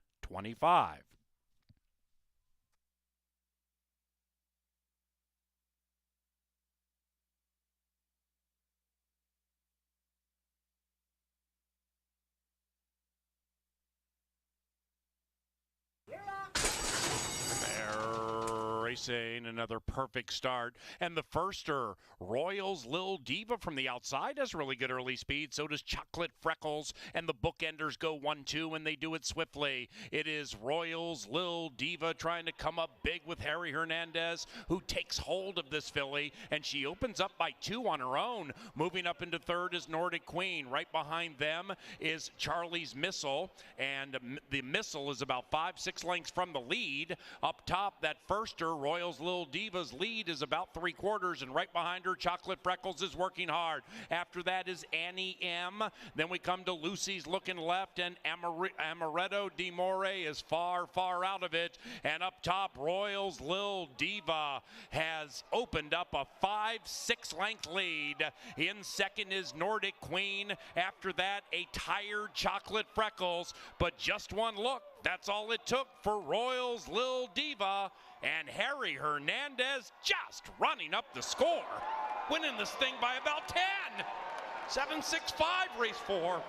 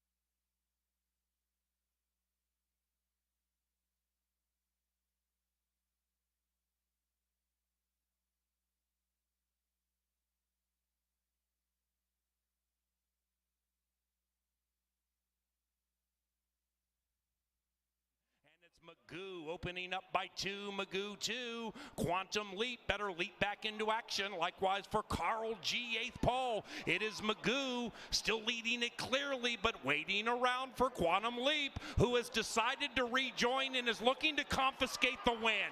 Quantum Leap along with Magoo, here it is, bam, dead heat. Excuse me, photo, could be a dead heat, but it's very, very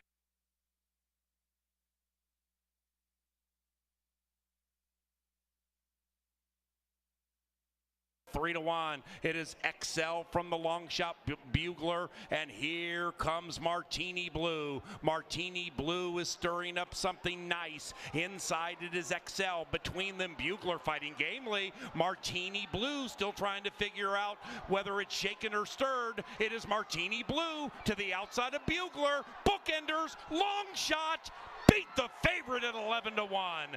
Bugler prevails.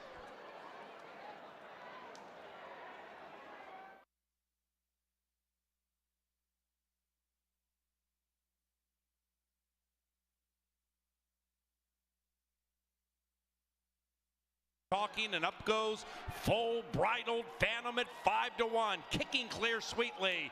Boudreaux Talking and Jailhouse Kitten trying to run down Full Bridled Phantom. It's Full Bridled Phantom by a length and a half. Boudreaux Talking and Jailhouse Kitten 3-6, 6-3, 3-6, 6-3, paid at 3.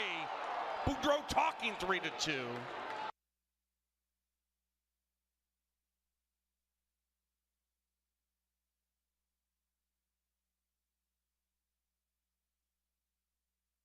And up top, Royals Lil Diva has opened up a 5-6 length lead. In second is Nordic Queen. After that, a tired Chocolate Freckles. But just one look, that's all it took for Royals Lil Diva. And Harry Hernandez just running up the score. Winning this thing by about 10. 7-6-5, race 4.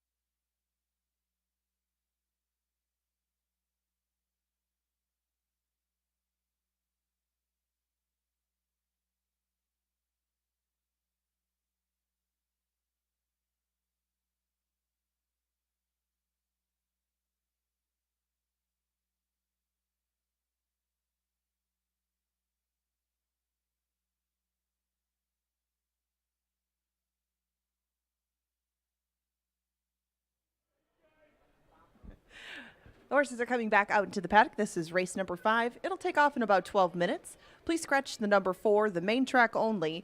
Streamer. Yes, got the scratch this time. We have a field of 9. Your 2-1 favorites plopped right in the middle. That's Big Andy. But we start with the rail runner.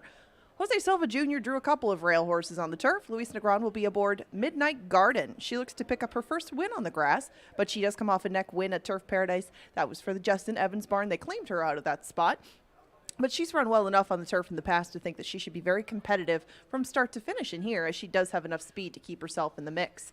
The 2 right behind her, a Minnesota bred. She Be Glamorous is coming up from Houston. Hasn't quite been on her game, but this is definitely her home court, and she loves this turf. 7 for 9 in the top 3 to be exact. 5 to 1's a pretty fair price, and Luis Valenzuela will hop aboard her. She Be Glamorous is just as apt to run between horses as to run wide and late. She does need a little bit of pace to run at, though. Not sure she's going to get a ton, but Piper Rose is kind of in the same camp. Piper Rose probably will not get the pace that she needs either. We find out shortly.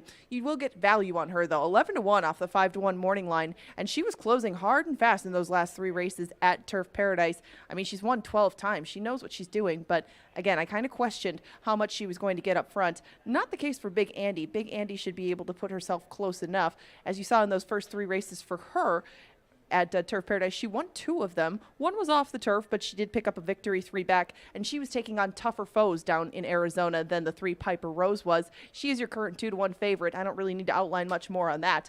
The 6 Superstar B likes this course an awful lot as well. A little light on the win end. She is 4 for 44, but she also has 19 seconds and thirds to go with those 4 victories. One of those did come here last summer, though. She got up by 3/4 of a length at this level, and it was on this turf course.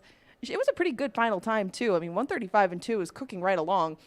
If Superstar B can bring that sort of race to the table, 8 to 1 is more than generous. 6 to 1 is the price on She's Got the Power, the one right next door. Another Arizonan making her first try over this turf. She's 3 for 25. 10 underneath finishes to go with that. The 8, Kalaniki, should be the pace of this group. She came up just a neck short last time. Carl Broberg will put up Ruben Fuentes, and they're 9 to 2 on the board right now to try to go almost back-to-back. She's finished second a couple of times, but she does own 2 wins over the turf as well. The 9, Mizana, is a versatile sort of runner. You get 10 to 1. She's another one that very much likes the local sod. 3 for 33, and Mizana is going to try to pick up her 4th win with Chad Lindsay on board for Nancy Sheehan. In to Win should be another pace factor to the outside. She's coming up from Fauner. That outside post might cause a problem, but she does have the speed to extricate herself from that spot. And Luis Fuentes and she will head to the track at 14 to 1. We're 9 minutes away from this 5th race. It is the start of the 50-cent pick 5. That's a 10% wager, 10% takeout wager. And Kevin Gorg is going to take you through the sequence and hopefully give you a winner coming up soon.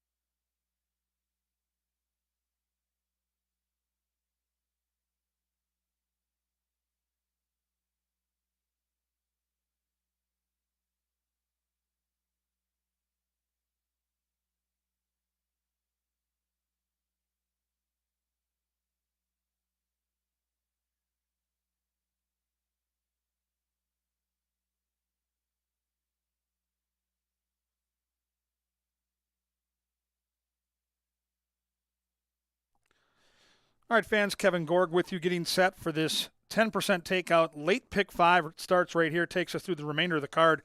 How about that early pick 4? That 10% takeout led to an $831 score. Let's see if we can get you home with a late pick 5. I talked about it in our pre-race show today at the races. This is the best betting race on the card. Wide open on the turf, big field of 10.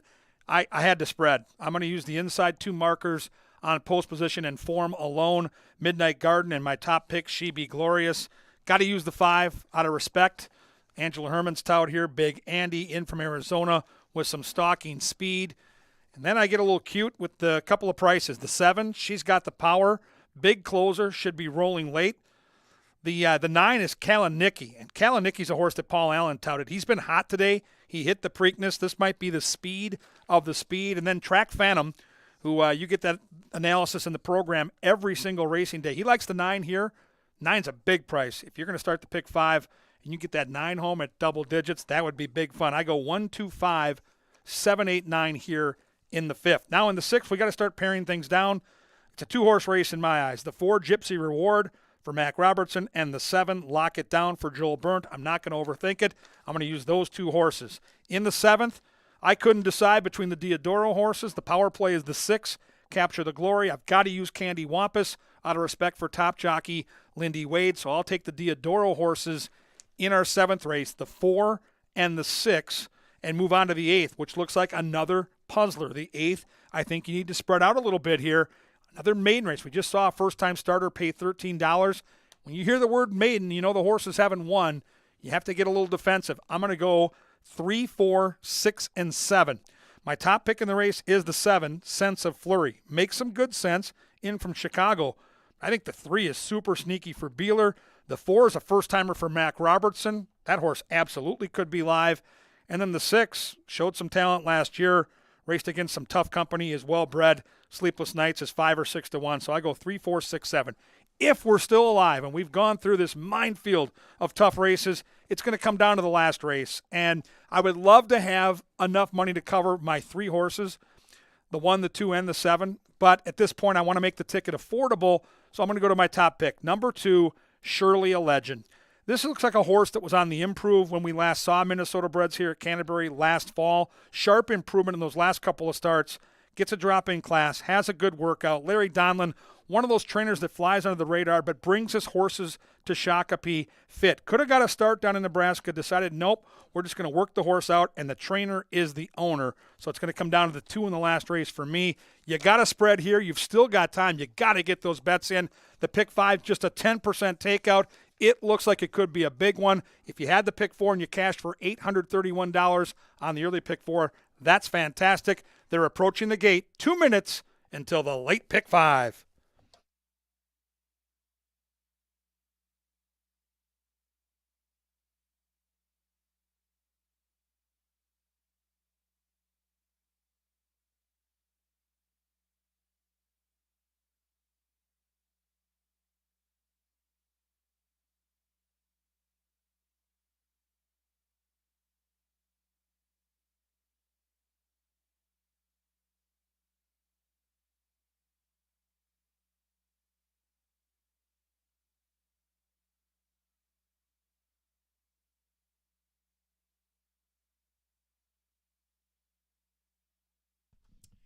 The 5th race is provided by Pepsi, the official soft drink provider of Canterbury Park. And also, please honor the sacrifices of military members and enjoy a day at the races for our Memorial Day weekend Salute to Service Sunday, May 29th. All veterans and active service members receive free admission Memorial Day weekend. That is next Saturday and Sunday. Saturdays at 5, Sundays at 1. No live racing this year on Memorial Day.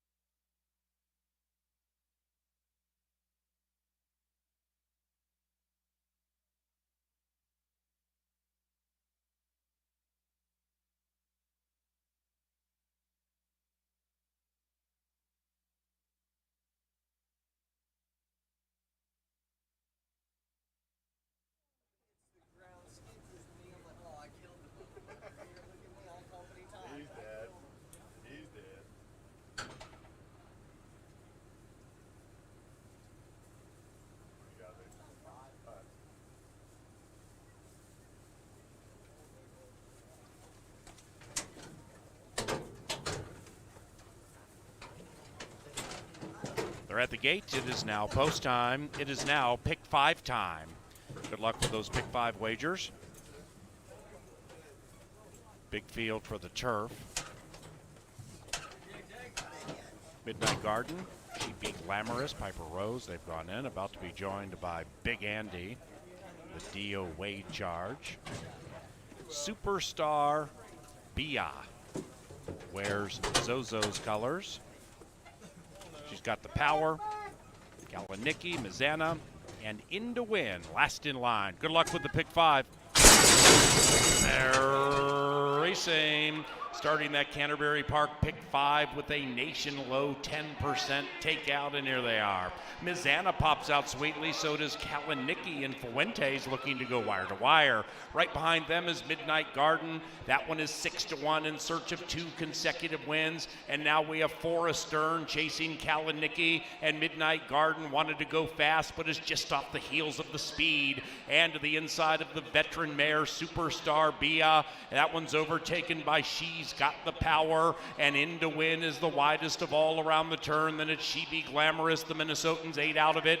To the inside of Piper Rose, and Big Andy is last of all. Up the barn side they go. Race 5, Saturday night, Canterbury, 8 and 9, travel in perfect harmony. But now Kalanicky and Ruben Fuentes pull clear a half. In second is Mizana. Right behind the leading 2, She's Got the Power. Outside of that, In to Win. Then we come to Superstar Bia, the 8-year-old mare. 5 lengths from the lead, about a length and a half clear from Piper Rose, who's all done. She's about to be joined by Big Andy. AC Ducey last and second last with a quarter of a mile to go. Kalanicky keeping the head in front, challenged by She's Got the Power, and those two are locked in battle into the final furlong. Kalanicky with more. Outside of that, She's Got the Power, In to Win, and on the inside, Superstar Bia. Kalanicky an inch. Kalanicky from She's Got the Power. She's got the power. Kalanicky, she's got the power, and she's got the money.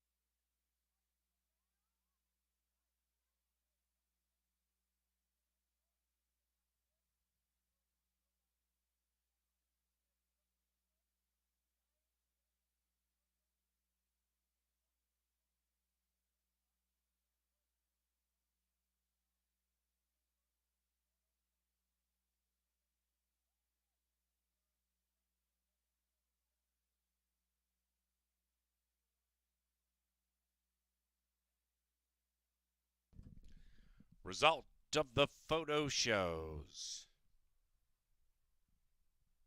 7, 8, 10, 6.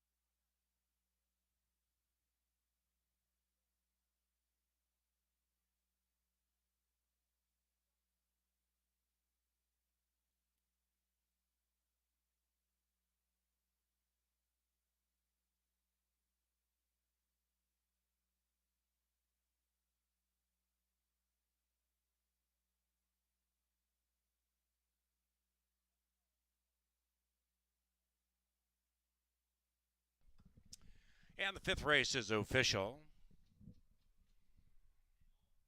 Seven's wild in the double from race 4, 1770 the payoff. Pick 3 paid $54.75.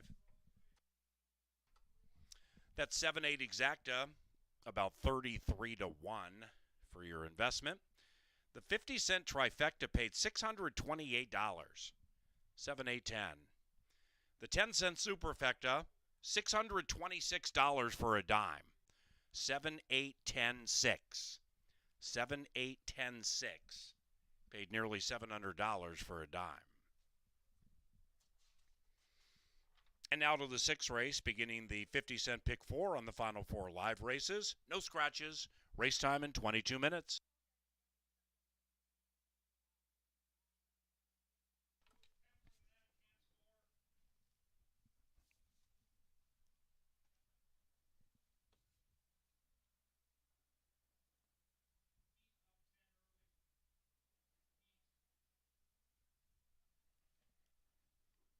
And now entering the winner's enclosure, following a victory in the Saintly Roar purse, it is She's Got the Power.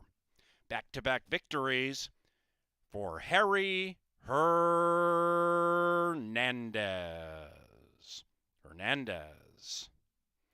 The winning owner, Norma Martinez, and the winning trainer, Esteban Martinez. She got the power. Did the course in 136.30. Race number 6 is courtesy of Think Minnesota Realty. If you were thinking of buying or selling real estate, think Minnesota for homes. That is thinkminnesota.com.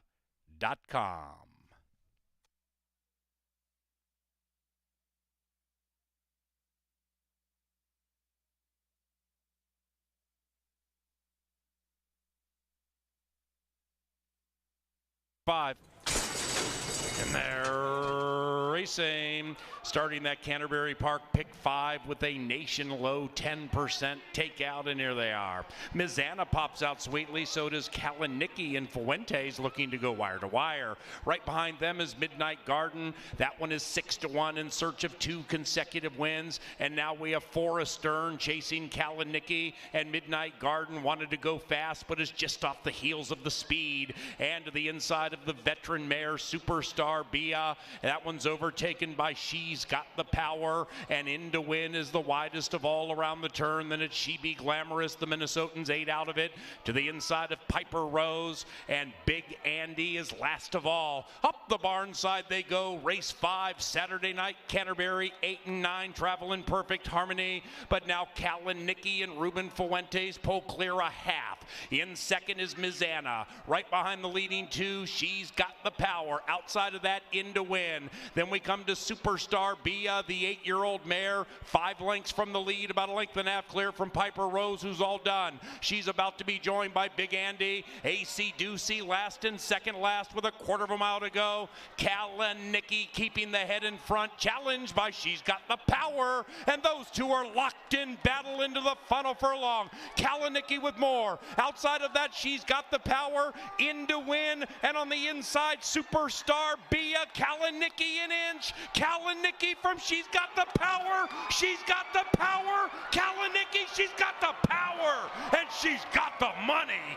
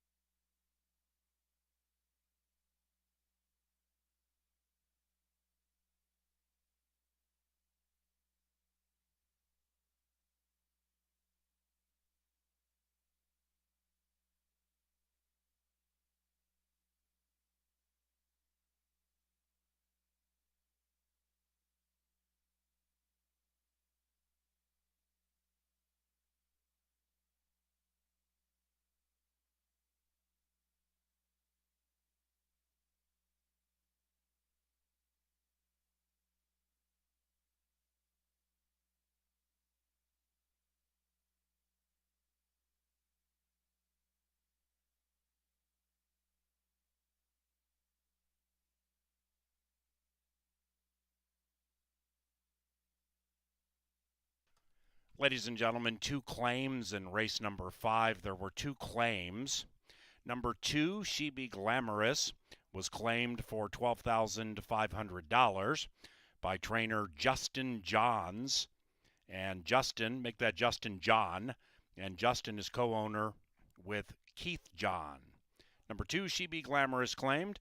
And the winner, number 7, She's Got the Power, claimed by Burnell Roan for owner Les Schneider.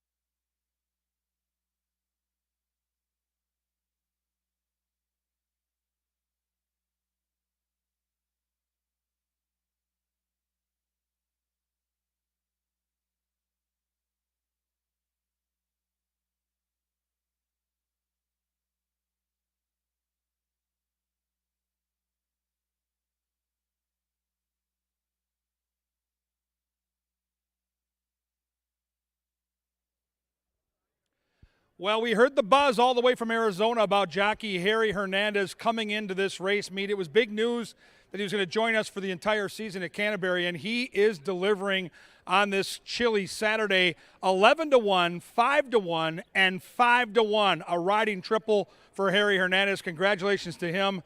And certainly, if you're going to handicap these races on a regular basis like we do in the press box, someone you got to give a long look to. Race 6, once again, is a maiden race. Horses looking for their first career victory. Minnesota-bred girls here going 5.5 furlongs.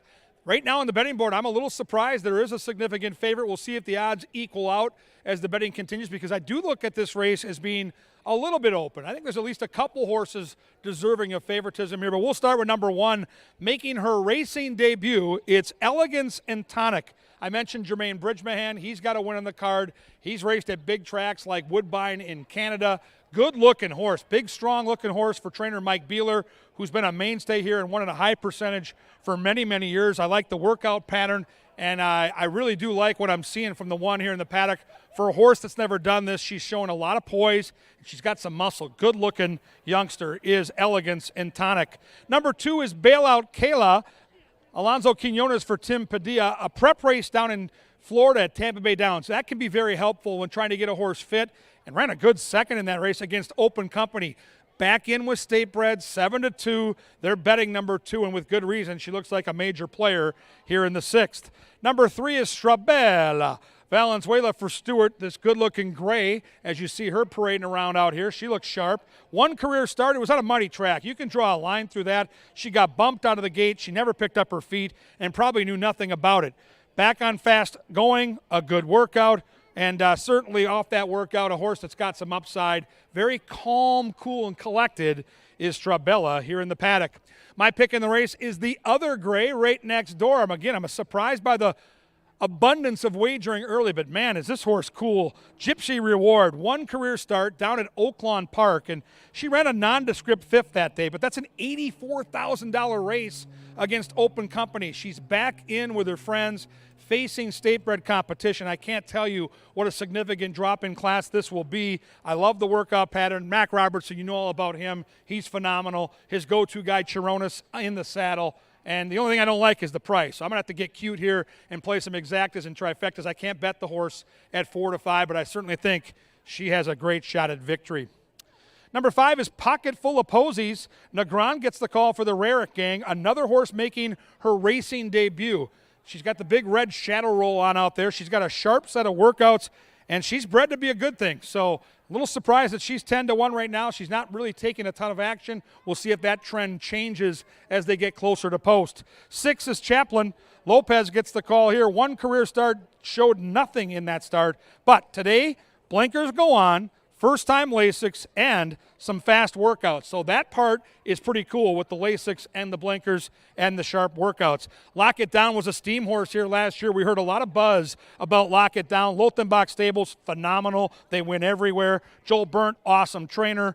Luis Fuentes, solid rider as well.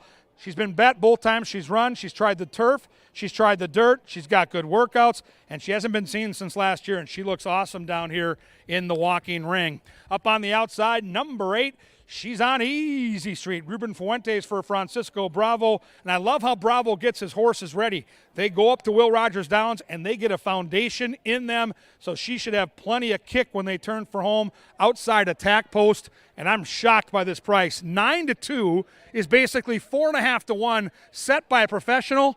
A juicy 12-1 up on the board. I will use this horse in my trifectas and superfectas when I get to the press box. Minnesota-bred girls, 5.5 furlongs, and time for the late pick 4. I hope you're alive in the pick 5 right now. Get your bets in and enjoy race 6.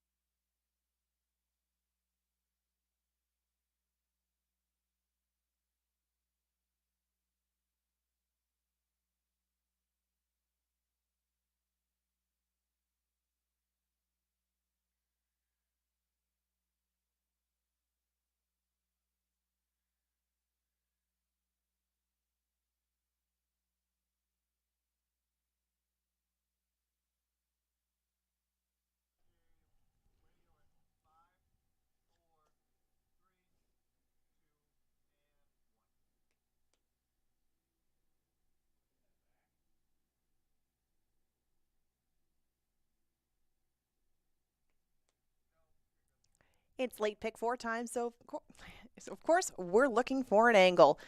The angle comes actually right in line with Kevin Gorg's power play that's coming up in race number 7. Capture the Glory is going to make his first start at Canterbury for trainer Robertino Diodoro, and there's a very interesting stat that you can look at from last summer when they claimed horses and brought them to Canterbury for the first time. Now the numbers were limited, but as you can see on these lines, there's a lot of winners to be found. As you can see on the screen, these are the 6 runners that Robertino Diodoro claimed last summer, whether they be from Turf Paradise or from Oaklawn Park.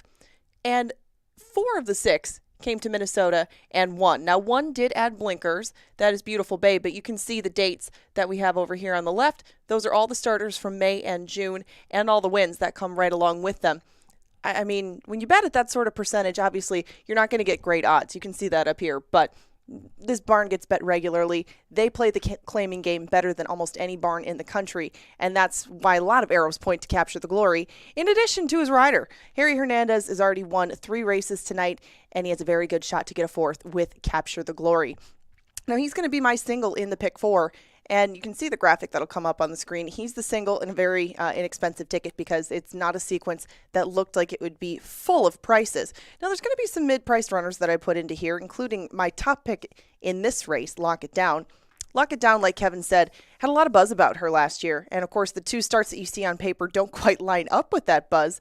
But she was also entered on July 13th, sat down in the gate, flipped, was scratched. She didn't come back until August 4th. She drew the rail again. Things didn't work out so well because she broke last and stayed in that spot throughout. Now, Lock It Down, I know, has more ability. The works have been showing that. And the price is still very fair at 6-1. I'm kind of surprised. Although Gypsy Reward might go up a bit when they go to post and she might come down. I did use 2, 4, and 6 with Lock It Down on top. These are 3 very talented ladies that you're going to want to keep an eye on both in this race and further on down in the season.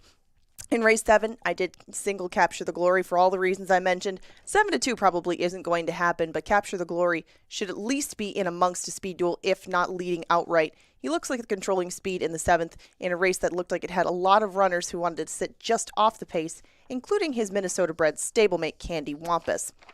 Moving on to race number 8, this one brings another silver runner to the table that I was interested in. I used her on top, Ghost of Genevieve, to be more specific. She looked like lone speed from the rail, and the last time that we saw her was on June 13th. The pace completely melted down. She set just insanely fast fraction. She was out in front, kind of ran off with Cesar Ordaz, and they wrapped up on her for the year.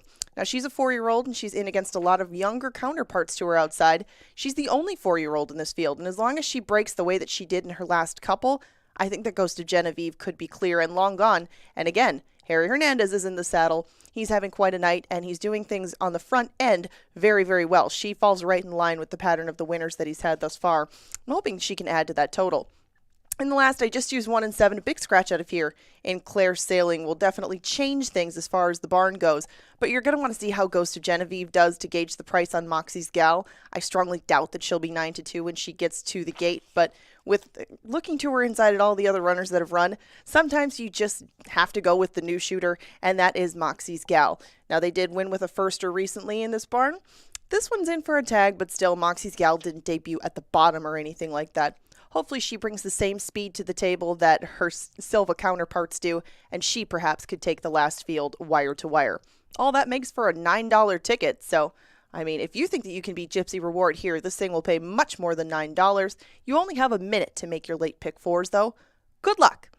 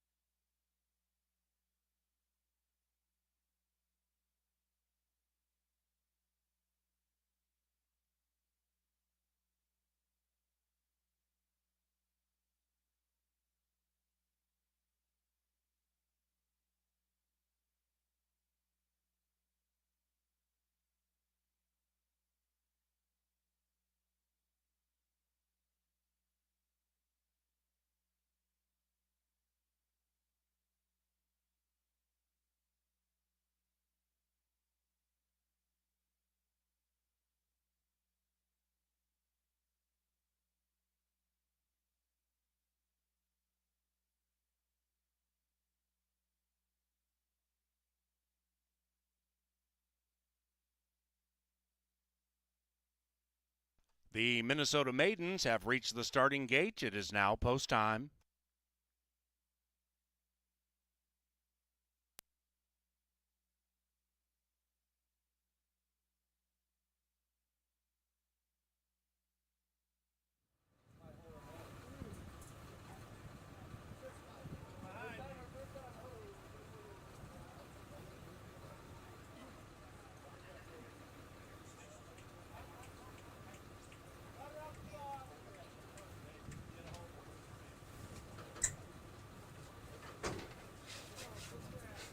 Gypsy Reward favored. The first-time filly, pocket full of posies in. Actually, the rider is in the Luis Negron, awaiting the arrival of pocket full of posies. Elegance and Tonic, a fellow firster, in. So the debutantes are covered. Here's Bailout Keela, 2-1. Gypsy Reward, 4-5. Strabella.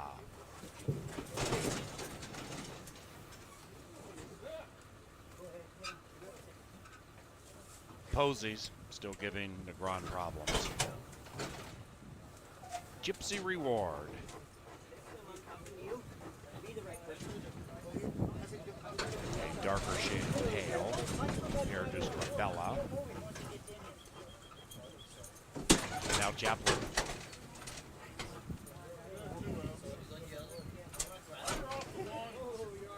Now the rider's off the 1. Bridge Mahan back on. Back. Lock it down, and she's on Easy Street.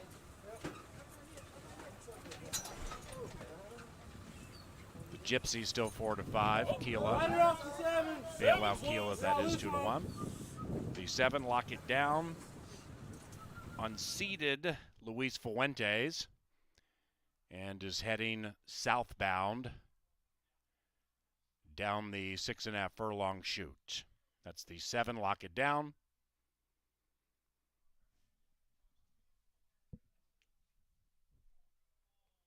They have the Cantankerous filly cornered.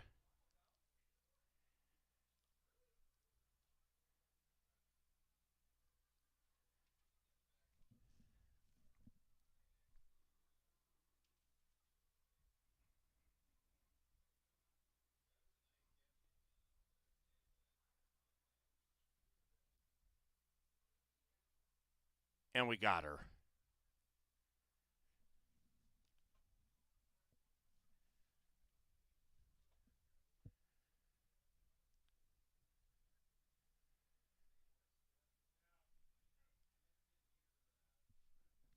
So they're going to bring these 7 back to the gate for track veterinarian review. And if said doc signs off, she'll go right in, and we'll start race 6.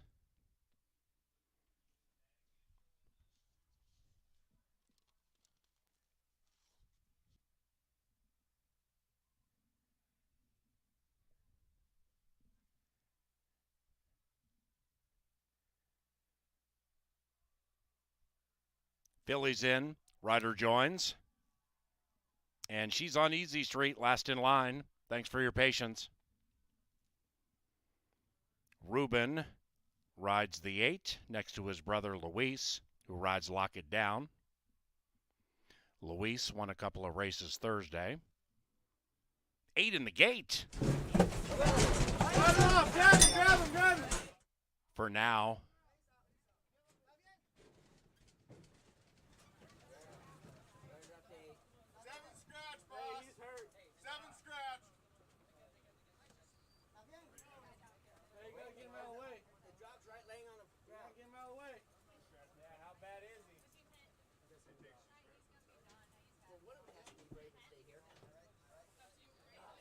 Riders are dismounting.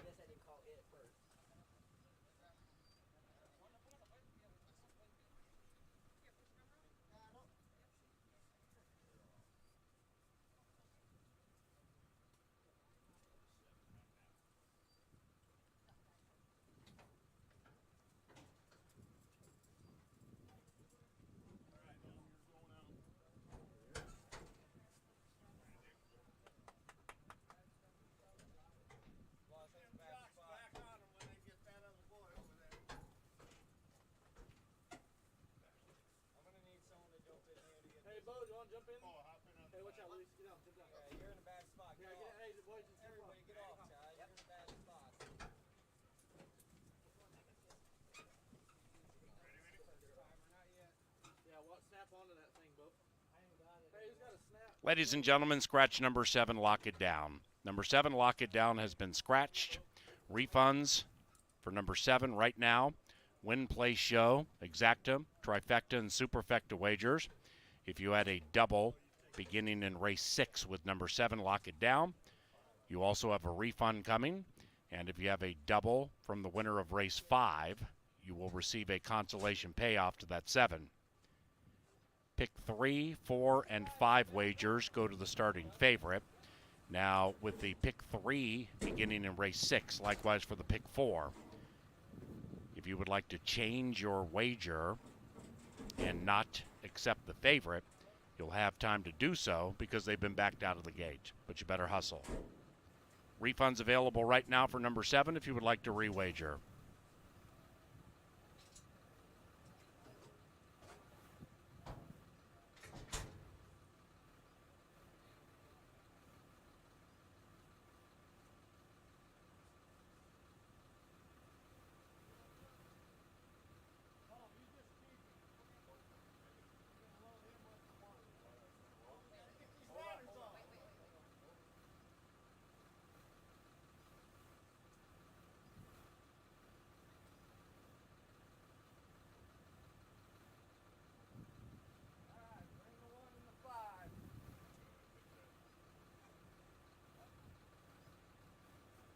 All righty, back in.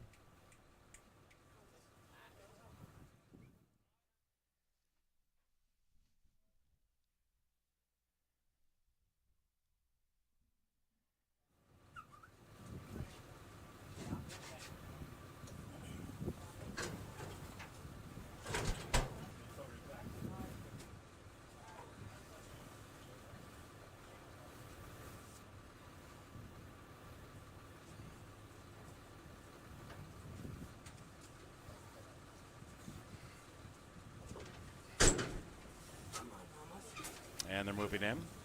Elegance and Tonic, pocket full of posies. Here is Gypsy Reward. Plana Dance. Wayne Anderson.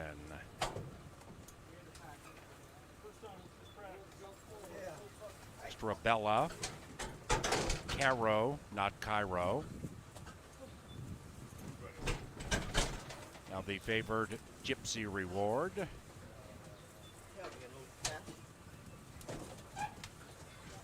And she's on Easy Street. We'll try it again.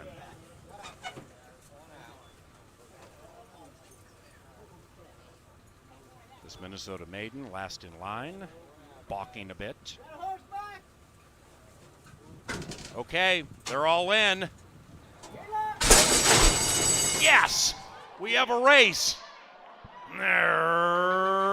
Racing from the outside. She's on Easy Street is fast, and so is Bailout Keela. And on the inside, we have Elegance and Tonic. That's a very fast firster. Between them is Strabella. That's the gray to the inside of Fellow Gray, Gypsy Reward. And that favorites to the inside of Chaplin. Pocket full of posies, picking off runners and doing so wide. Pocket full of posies, full of run, up from last to second last, third last, and about 2.5 lengths from the lead. Off the far turn, she's on Easy Street. Leads it from Gypsy Reward. Now this favored Gypsy Reward at 3 to 5 is being shoved on very hard in second, certainly still in with a shot.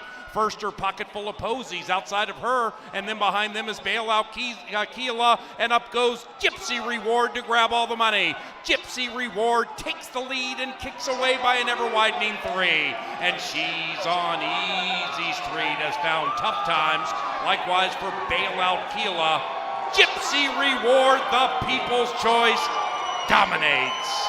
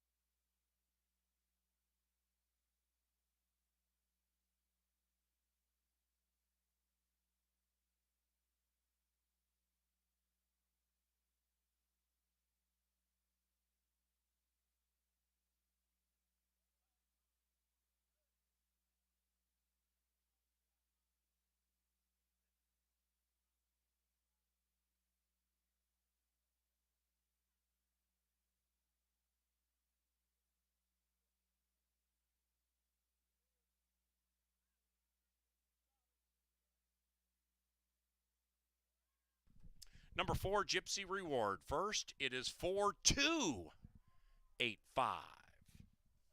105.60, it's unofficial.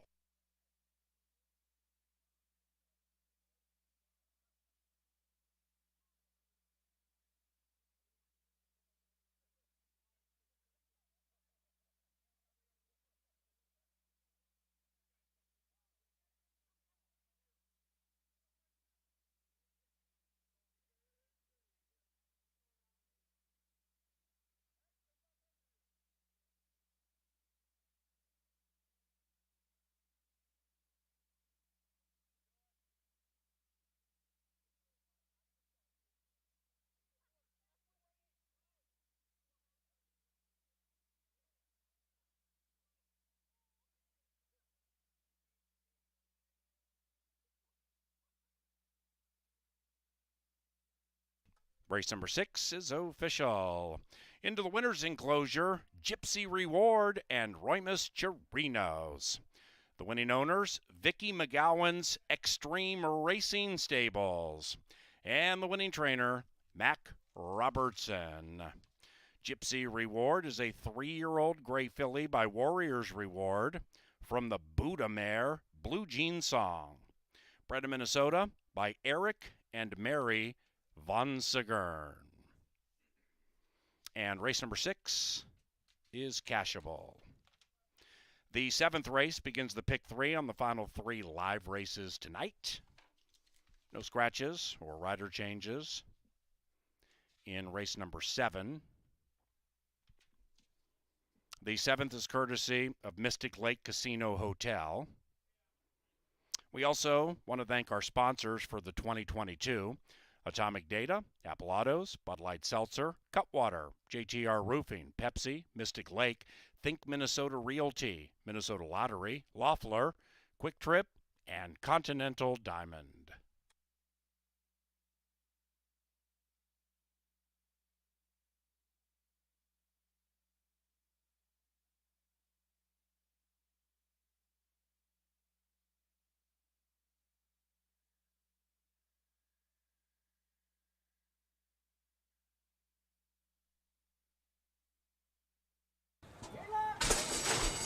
Yes, we have a race. Racing from the outside, She's on Easy Street is fast, and so is Bailout Keela. And on the inside, we have Elegance and Tonic. That's a very fast firster. Between them is Strabella. That's the gray to the inside of Fellow Gray, Gypsy Reward. And that favorites to the inside of Chaplin. Pocket full of posies, picking off runners and doing so wide. Pocket full of posies, full of run, up from last to second last, third last, and about 2.5 lengths from the lead. Off the far turn, She's on Easy Street. Leads it from Gypsy Reward. Now this favored Gypsy Reward at 3-5 is being shoved on very hard in second. Certainly still in with a shot. First, her Pocket Full of Posies outside of her. And then behind them is Bailout Keela. And up goes Gypsy Reward to grab all the money. Gypsy Reward takes the lead and kicks away by an ever-widening 3. And She's on Easy Street has found tough times. Likewise for Bailout Keela. Gypsy Reward, the people's choice, dominates.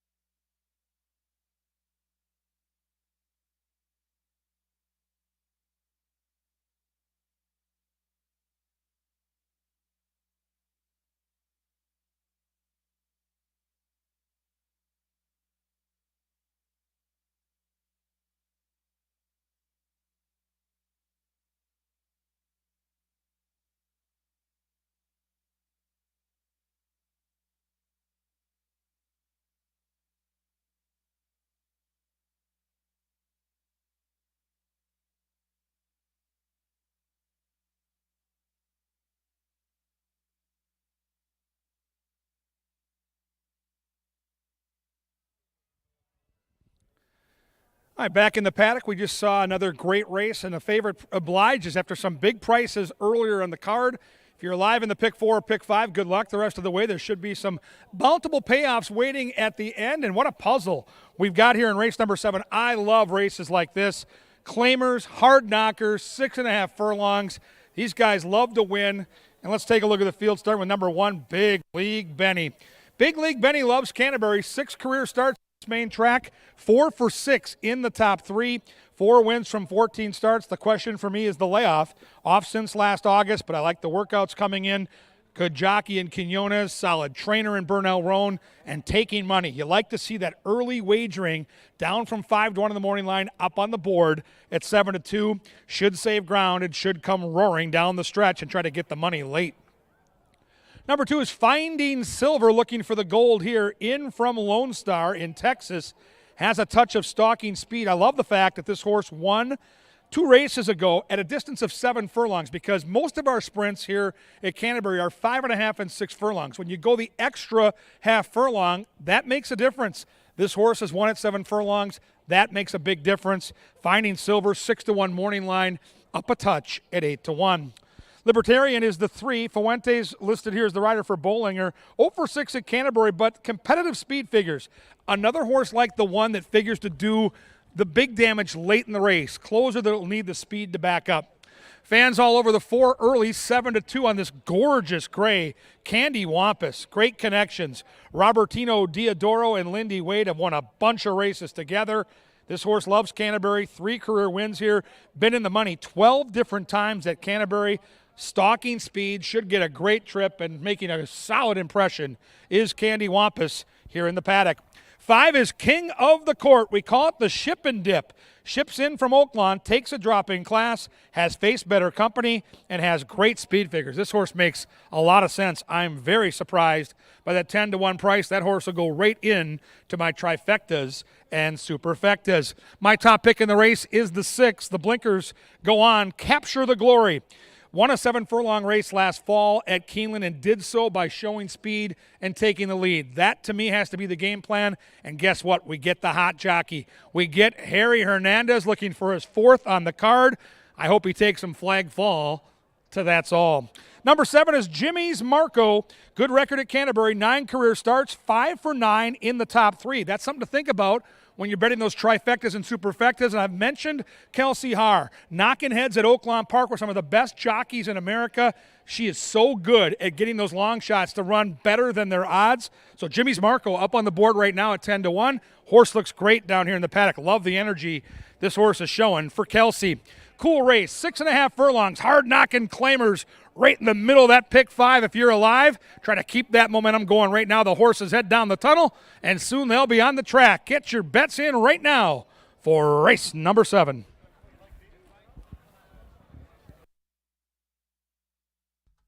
Next.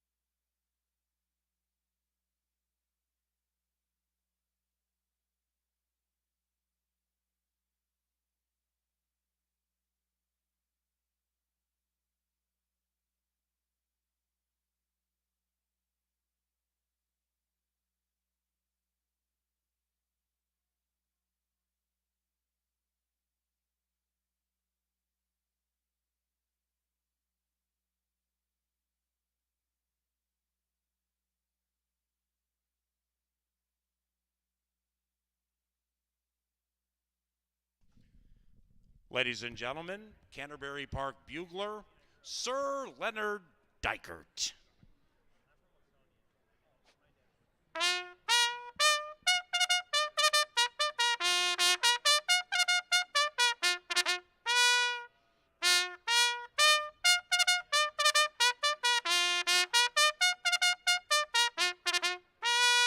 Thank you, Mr. Dykert. Thank you.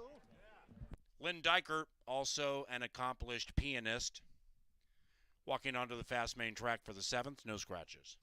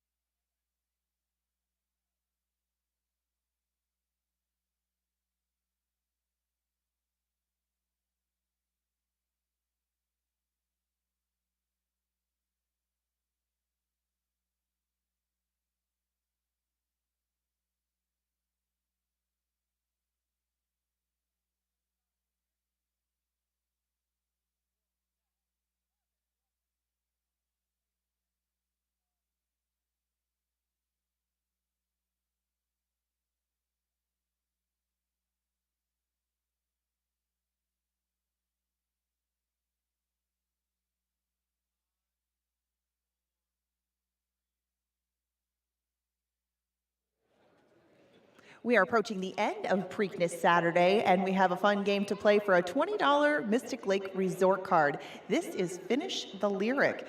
It's pretty simple, you guys. I have Sean and Connor from Minneapolis. We're going to start you off with a song. You get to finish the lyric. If you do it, you get $20 to Mystic Lake. I don't know if you're going to split it or if you guys are going to rock, paper, scissors over it, but whatever you got to do, that's the prize. So what we're going to do is we're going to turn around, look at the screen, and of course, everybody else, feel free to sing along if you do know the words to this one.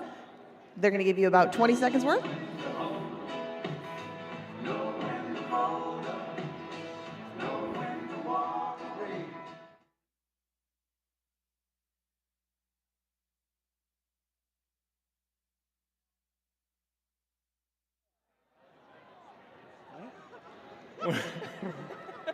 Know when to walk away, know when to run. You always count your money when you're sitting at the table. Na na na na na na na na na na. Well, what do you think, everybody? Should we give them the $20 to Mystic Lake or should we? You two sound like winners. Thank you so much for playing, Sean and Connor. That was beautiful. If you want to play Finish the Lyric, we'll promise a different song next time, but you can win a $20 Mystic Lake Resort card yourself. Any of our other promotions, see the folks at marketing.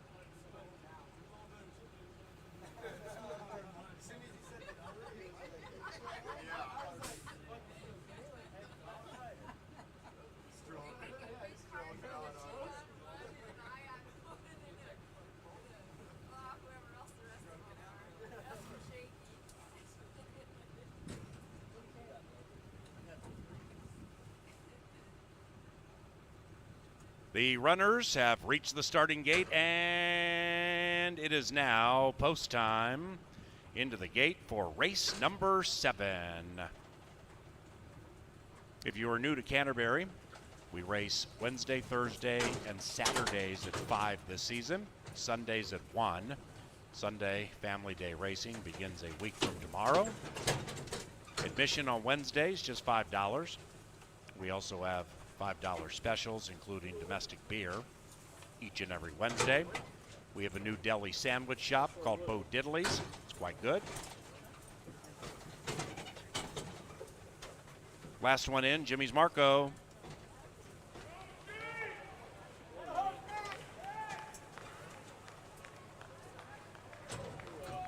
Six and a hook, and here they are.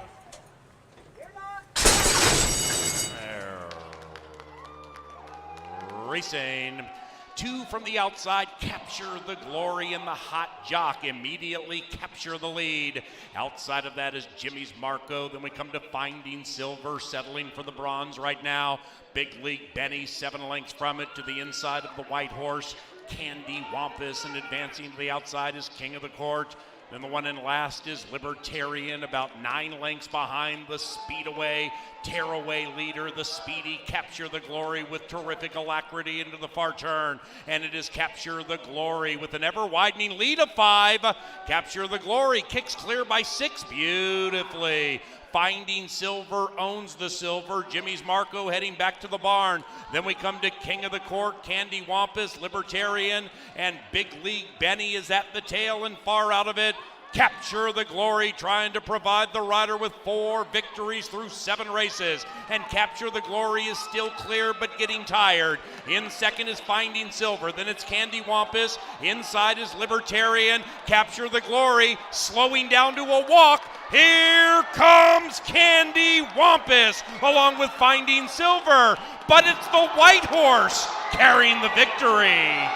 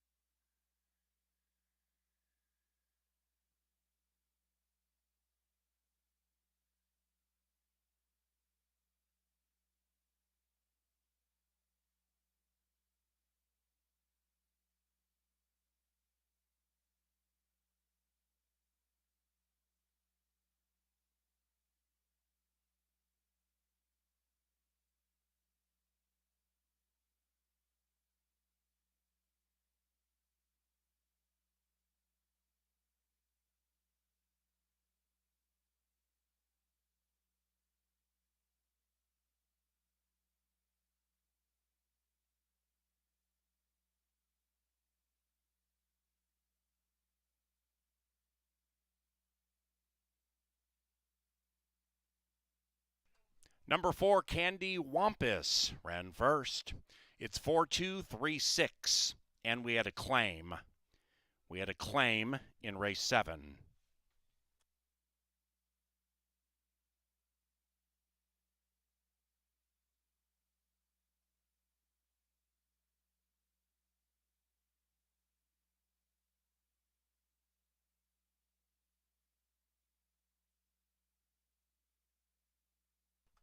Ladies and gentlemen, the victorious Candy Wampus changes barns following a $15,000 claim by trainer Carl Broberg for Rocket Wrench Racing.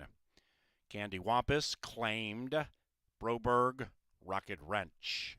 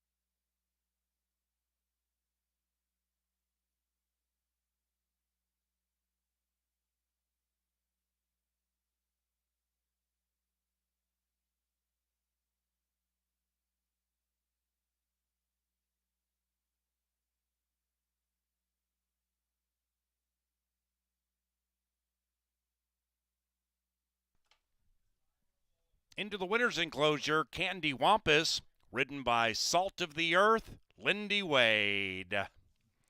Candy Wampus is owned by Charles Garvey and trained by Robertino Diodoro. The lone Minnesotan in the race gets the plus part of the purse and is a 6-year-old roan gelding by Sydney's Candy from the Silver Ghost mare All Hallows Eve. The beautiful Candy Wampus was bred in Minnesota by Pete Matson. We come now to the 8th race. No scratches, no rider changes for the 8th race. And post time is 20 minutes from now.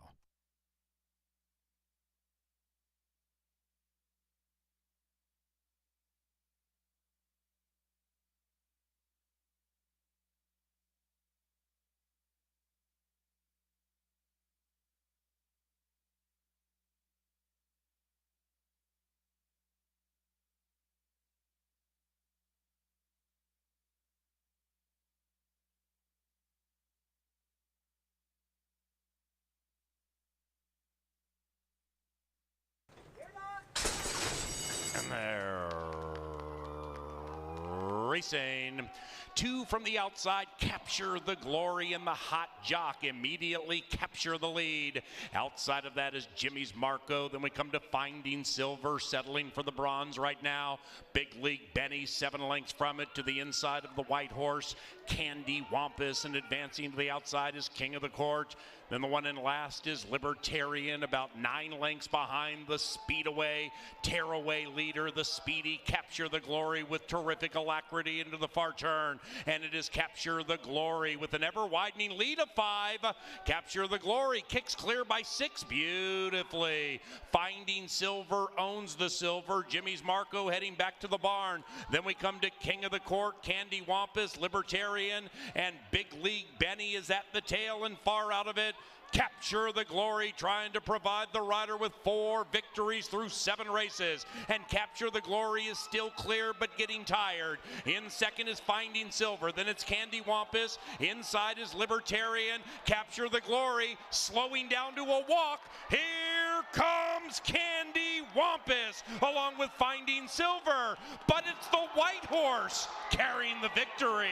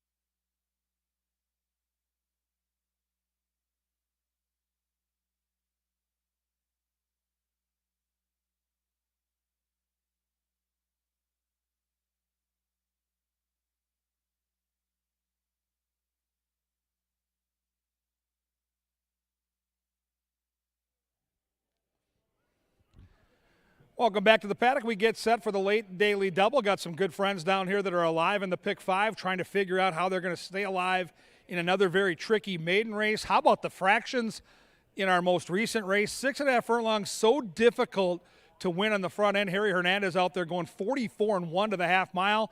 And the other Diodoro, the big bunny rabbit, the old racing adage on a cloudy day, maybe you bet the gray. The gray got the money there. Candy Wampus wins. Race number 7, if you are alive, good luck. There's lots of money in these pools with that 10% takeout. It's just an awesome opportunity. Let's try to find you a winner here in this maiden race. Again, these horses looking for their first career win. We'll start with number 1, Ghost of Genevieve. Harry Hernandez likely going to be out near the front again. He's got good speed for the Silva gang. They already scored together at 5-1 on this card. The Ghost can fly out of the gate, and she looks good in the paddock. Number 2 is Voodoo Fire. Jermaine Bridgemahan, 1 career start for this Nevada Litvin charge. It was last year, had trouble in that start and didn't run all that bad. We already saw Nevada win a race earlier this week. Horse has some good energy down here with a very crafty pilot in tow and on the board at a very juicy price. Number 3 is Saint Serena. Lindy Wade looks to go back-to-back in the winner's circle. He was our top jockey, and he's good. This time he's got another horse that likes to charge him off the pace. We saw how well he timed that race last time out in the 7th. He'll likely be charging from the back for Mike Beeler's charge. Saint Serena. Morning line was set at 6-1. Conspicuous on the board at 13-1. You want conspicuous? How about the early betting on this next horse? She's never run. Her name is It's Her Time. Of course, Mac Robertson's the trainer. That might have something to do with the early money. And one of his go-to riders is Cecily Evans. They won on clickbait in a big stakes race just a couple nights ago. The workouts are there. The bloodlines are sweet. And the barn just continues to roll. So you got to give this horse a very long look. The fans are all over it early at 6-5. Number 5 is I Think I Love You. Arroyo gets the call here for the Rarick gang. 2 career starts, last seen in September, flashing brilliant gate speed against maiden claimers. I like the confident move up in class off the layoff. That tells me that the trainer believes the horse is doing well. Early speed, always a benefit in these maiden races because a lot of these horses don't know how to pass each other. So sneaky horse here on the board at 7-1. 6 is Sleepless Nights. How about this? Another rare course with Luis Negron. The barn, 5 for their last 9 in second career starts. Think about that. When you see the Rarick gang, 5 for 9 was second time out of the blocks. This horse showed some decent talent last time out. That was way back in last July. So the layoff certainly is pesky. The horse is getting a little rambunctious down here in the walker, and keep an eye on that. We'll see if the horse can settle in. But I like the price right now at 10-1. My top pick in the race is the 7, Sense of Flurry. Luis Fuentes for Joel Burnt. Ran against some good horses here last year, including trying a $100,000 stakes race. I love that. The Horseface Stakes Company got a prep race done in Chicago here back on May 6th. So a little seasoning, good workouts, good barn, lots to like, including the way the horse looks in the paddock. Looks awesome. 2-1, the only thing I don't like. I don't love the price. Maidens looking for their first career win. Minnesota-bred girls traveling 5.5 furlongs. It's coming up, and it's coming at you next.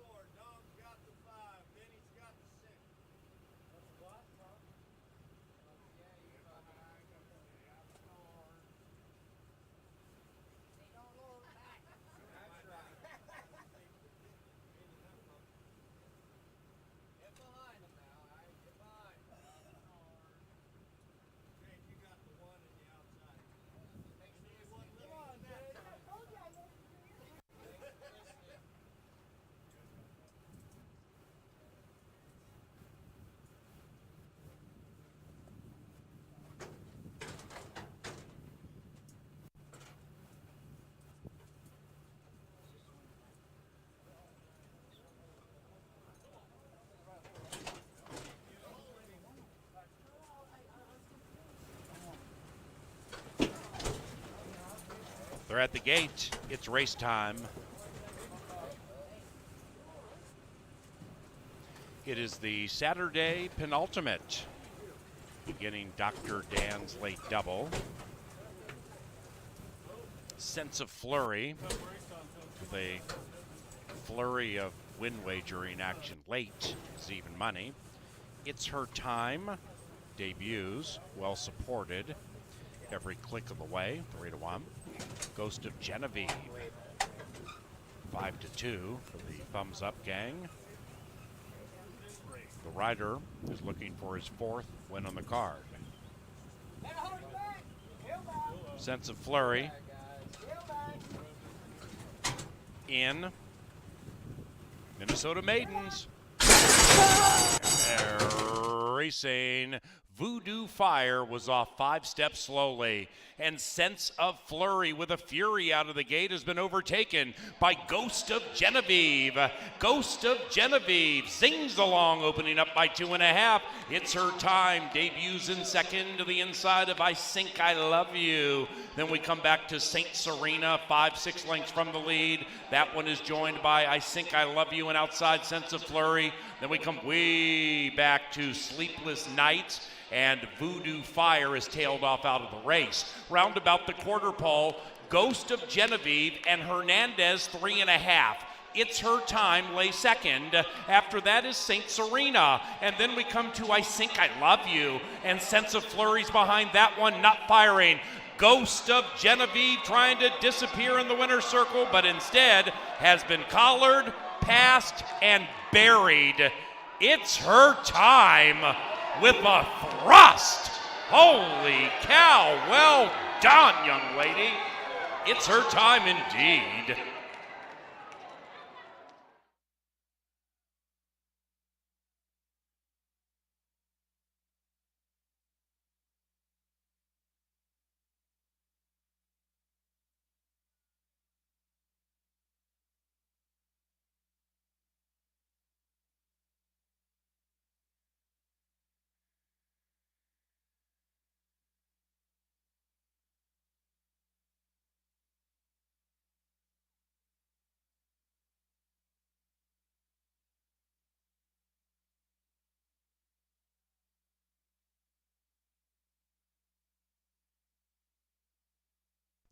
Number 4, It's Her Time at 2.5-1 first.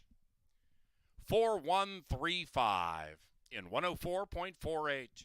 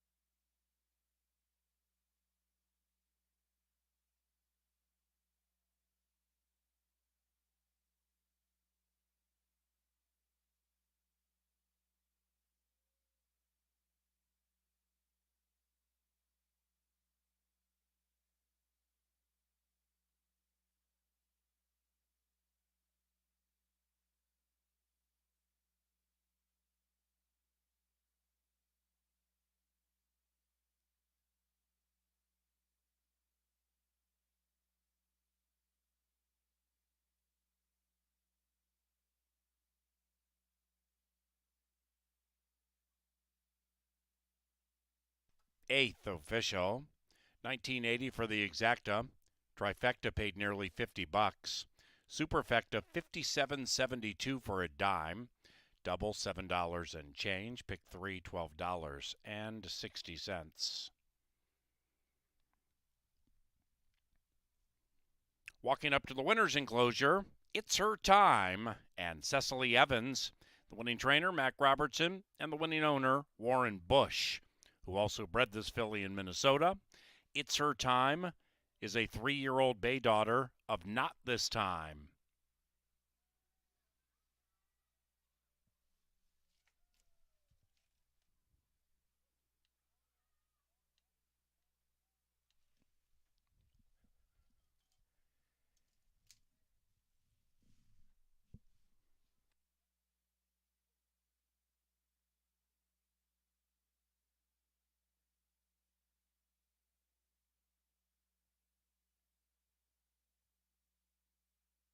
And the 9th race is our final live race this Saturday, Scratch 5, Claire Sailing.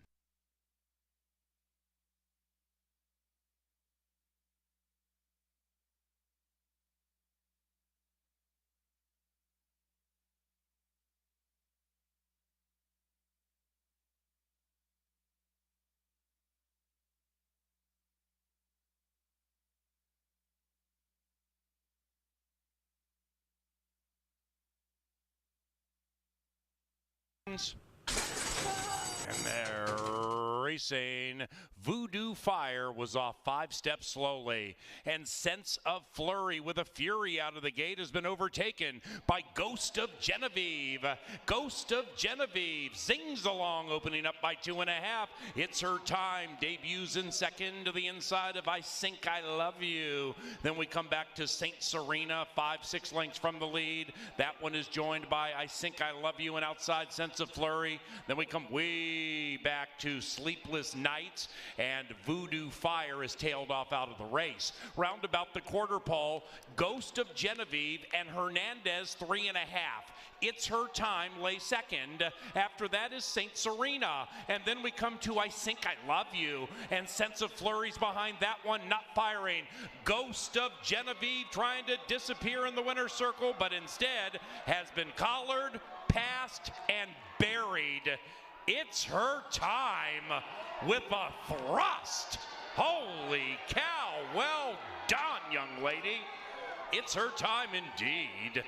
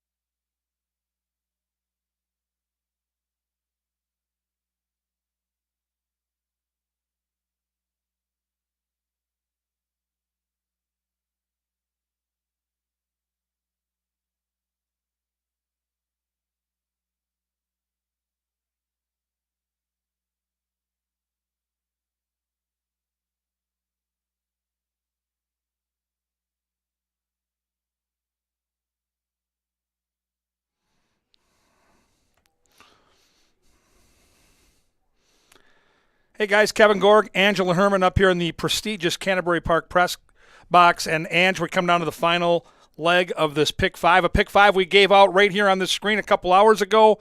Fans, with that scratch of the 7 in race 6, we moved into the 4 twice. We're alive for $986 to the 2. I'm a little concerned, Ange, because the early money not coming in on my 2. Surely a Legend, my top pick in this race. The 1 is the wild card, right? You look at this last race, and we talked about it earlier today. It's a puzzle. 5.5 furlongs, Minnesota-bred maidens looking for that first win. What do you look for when you're handicapping a race like this when so many of these horses haven't been seen since the last time we were racing in the fall? I think naturally you just look for speed. It obviously hasn't worked out in the last couple. Those have been pretty taxing fractions, I'd say. But as the horse you can see on the screen right now, Hot Habanero, is the one that they all have to run down. Now, how much fitness she got out of those races at Bonner remains to be seen. Even though they were 4 furlongs, 6 furlongs, she still faded. That's kind of been her modus operandi up to this point. But a lot of her races have been 15,000, 25,000 maiden special weights. I mean, she's not going to have many better opportunities to wire a field than this one. But I also wonder about the outside horse and how much speed she brings to the table. Yeah, first-time starter from a barn that's already clicked with a firster earlier tonight. Here's the 2. Here's my top pick in the race, Surely a Legend. The hopes of the Canterbury faithful that played this pick 5 rest on the shoulders of Carlo Lopez. Horse looks good. Lots of energy down in the paddock. A little gleam right there. And here's what I like. The horse showed marked improvement at the end of last season. I go back to early August, that race on August the 4th, where this horse flashed some speed going longer. I like the workout pattern coming in. And I got to tell you, watching this horse on the monitor in the paddock, love the energy I'm seeing, love the fitness I'm seeing for a horse that hasn't raced since September. I think the 2 is going to be a handful to beat here. Yeah, she looks like she might be she got a bath down there, I think, or something. But as we mentioned before, it's cold. The 3, Exodus and Hope, is going to make her second start. She just kind of lollygagged in the back and bore out on the turn, but she managed to pick up 3rd last August. We haven't seen her since that time. Steady string of works at Bonner Park, but I would say maybe give her 1. She's still opened up with a lot of money, and she's making a good impression in the paddock, though. So mixed signals from the 3. 4 horse, another horse I can't figure out with the early money. Minneapolis Miracle fans, like our good friend Paul Allen, love the name. Diggs 1. But 12-1 morning line. We get a scratch of Claire Sailing the 5, but still I'm a little surprised. This horse is 4-1. Couple of turf efforts. Main track efforts have been okay. 3-year-old to 4-year-old angle. The workout, the most recent one on May the 13th, that 47-4 breeze was legit for Virginia Peters. And we'll see if this horse can run to those the early money this horse has taken, no doubt. I'll talk about the 6 because the 7's your top pick. The 6, a little chilly on the board right now at 8-1. Arroyo gets the call in from Fonner. Never really fired last time against Open Company. Back in now with Minnesota breds. I'll take a wait and see on this horse. This horse might want to go longer later in the season. The Grandsire AP Indy, a Belmont winner, so we'll see about the 5.5 furlongs. I don't think that would be the right spot. Let's hear about your 7. Well, Moxie's Gal is the second first-time starter and the 3rd maiden filly to come from the Silva camp tonight. She's the one in for the tag. She's have to moonshine Moxie. Moxie's Gal is just kind of a process of elimination horse for me. Just if I didn't care enough for anyone to her inside, I ended up on her. Somebody just put a bunch of chips on her. She is now your even money favorite as they leave the paddock with 9 minutes to post. She looks fantastic as well for a first-time starter. There you see the grid with all the selections. If you're alive in the pick 5, especially those that played the ticket we gave out, good luck to you. They'll be at the gate in around 9 minutes. You've got Win, Play, Show, Exacta, Trifecta, and Superfecta wagering. We do not race tomorrow. A week from Sunday, we're back in the saddle with Pepsi Family Day. We do not race. We're dark tomorrow. Next Wednesday, though, 5 o'clock. Fantastic card. 3 consecutive stakes races. I've already started to handicap. Big fields, big potential in that pick 5. Right now, though, we got to close out this pick 5. The 10% takeout. Huge money. Here they come, Minnesota breds. They'll be on the track soon. They'll be at the gate in 8. Don't get shut out.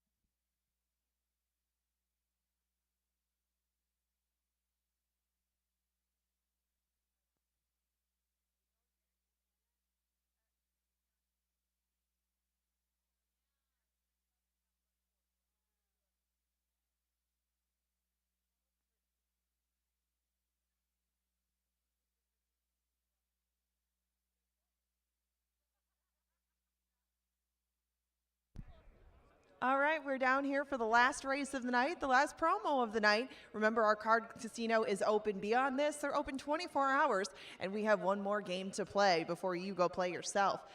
It is time for the card casino game, okay? It's giant blackjack. The goal is to find the ace of spades and the jack of spades out of these 16 cards behind us in 30 seconds. Now, I have Emma from Richfield with me, and we're going to do this very, very quick. Hope you're feeling lucky. You got to find those 2 cards. You're going to have a timer, and you can win a nice prize. You ready? Perfect. All right, let's get the timer up, TV. On your mark. We don't have a timer. Okay, cool. Just find the cards. Go.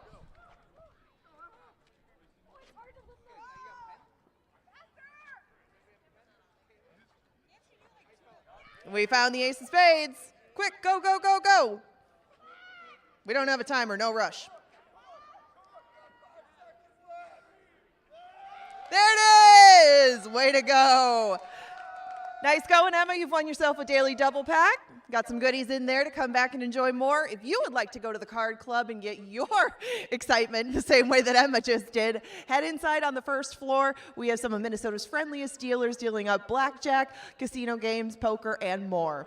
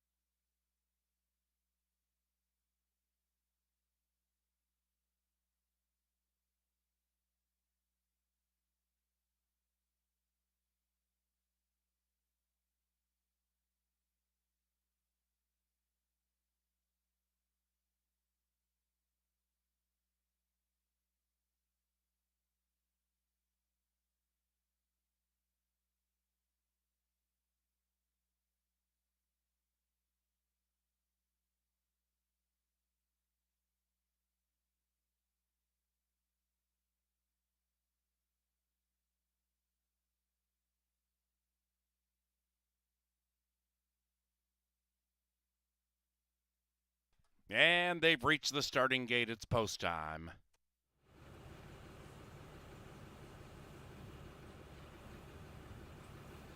Moxie's Gal is even money. Surely a Legend 2-1. The top two win wagering choices.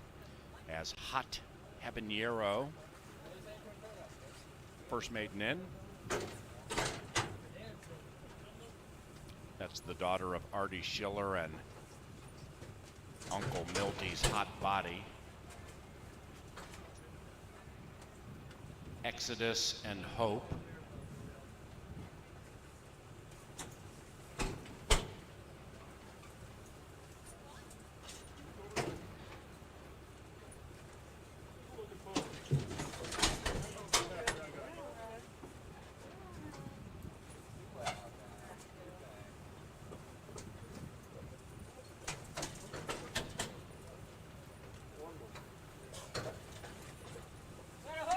Moxie's Gal, even money.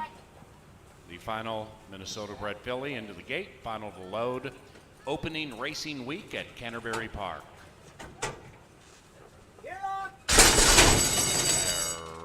Racing. Exodus and Hope, very slow beginning. Hot Bodies Girl, Hot Habanero, spicy on the early lead. Hot Habanero and Lindsay going like the wind, leading it by 5. Surely a Legend takes up the chase in second to the inside of Diggs 1, and Hot Habanero's racing well off the inside. In fact, in path 5, and doing so with a 5-length lead. Now Lindsay angles her left and gets her back closer to the rail with 3/8 to go. After that, we have Indy Doro, about 12 out of it, running right by Exodus and Hope. And the one at the rear is Moxie's Gal. The 6-5 favorite is a good 15 lengths behind Hot Habanero. And Hot Habanero at 4-1 has a 9-length lead with 2:50 to go, racing way out near the center of the track. Hot Habanero slowing down rapidly, but doing so with an insurmountable lead. Hot Habanero, spicy and hot and wonderful indeed. 1-6 and a photo.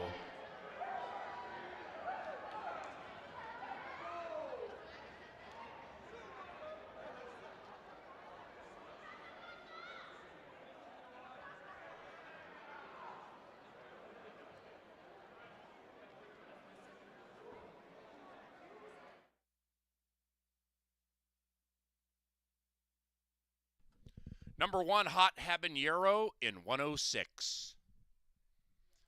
It's 1-6 and a trifecta photo.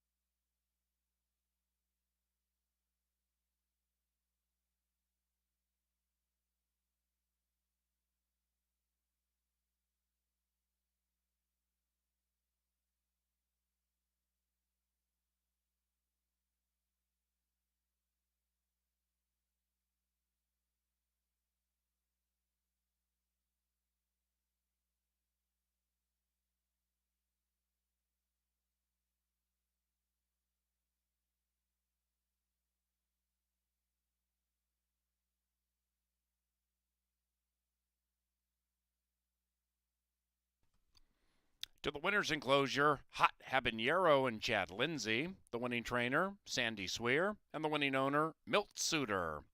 Milton also bred the mare in Minnesota, and Hot Habanero is a 5-year-old bay daughter of Artie Schiller from Hot Body.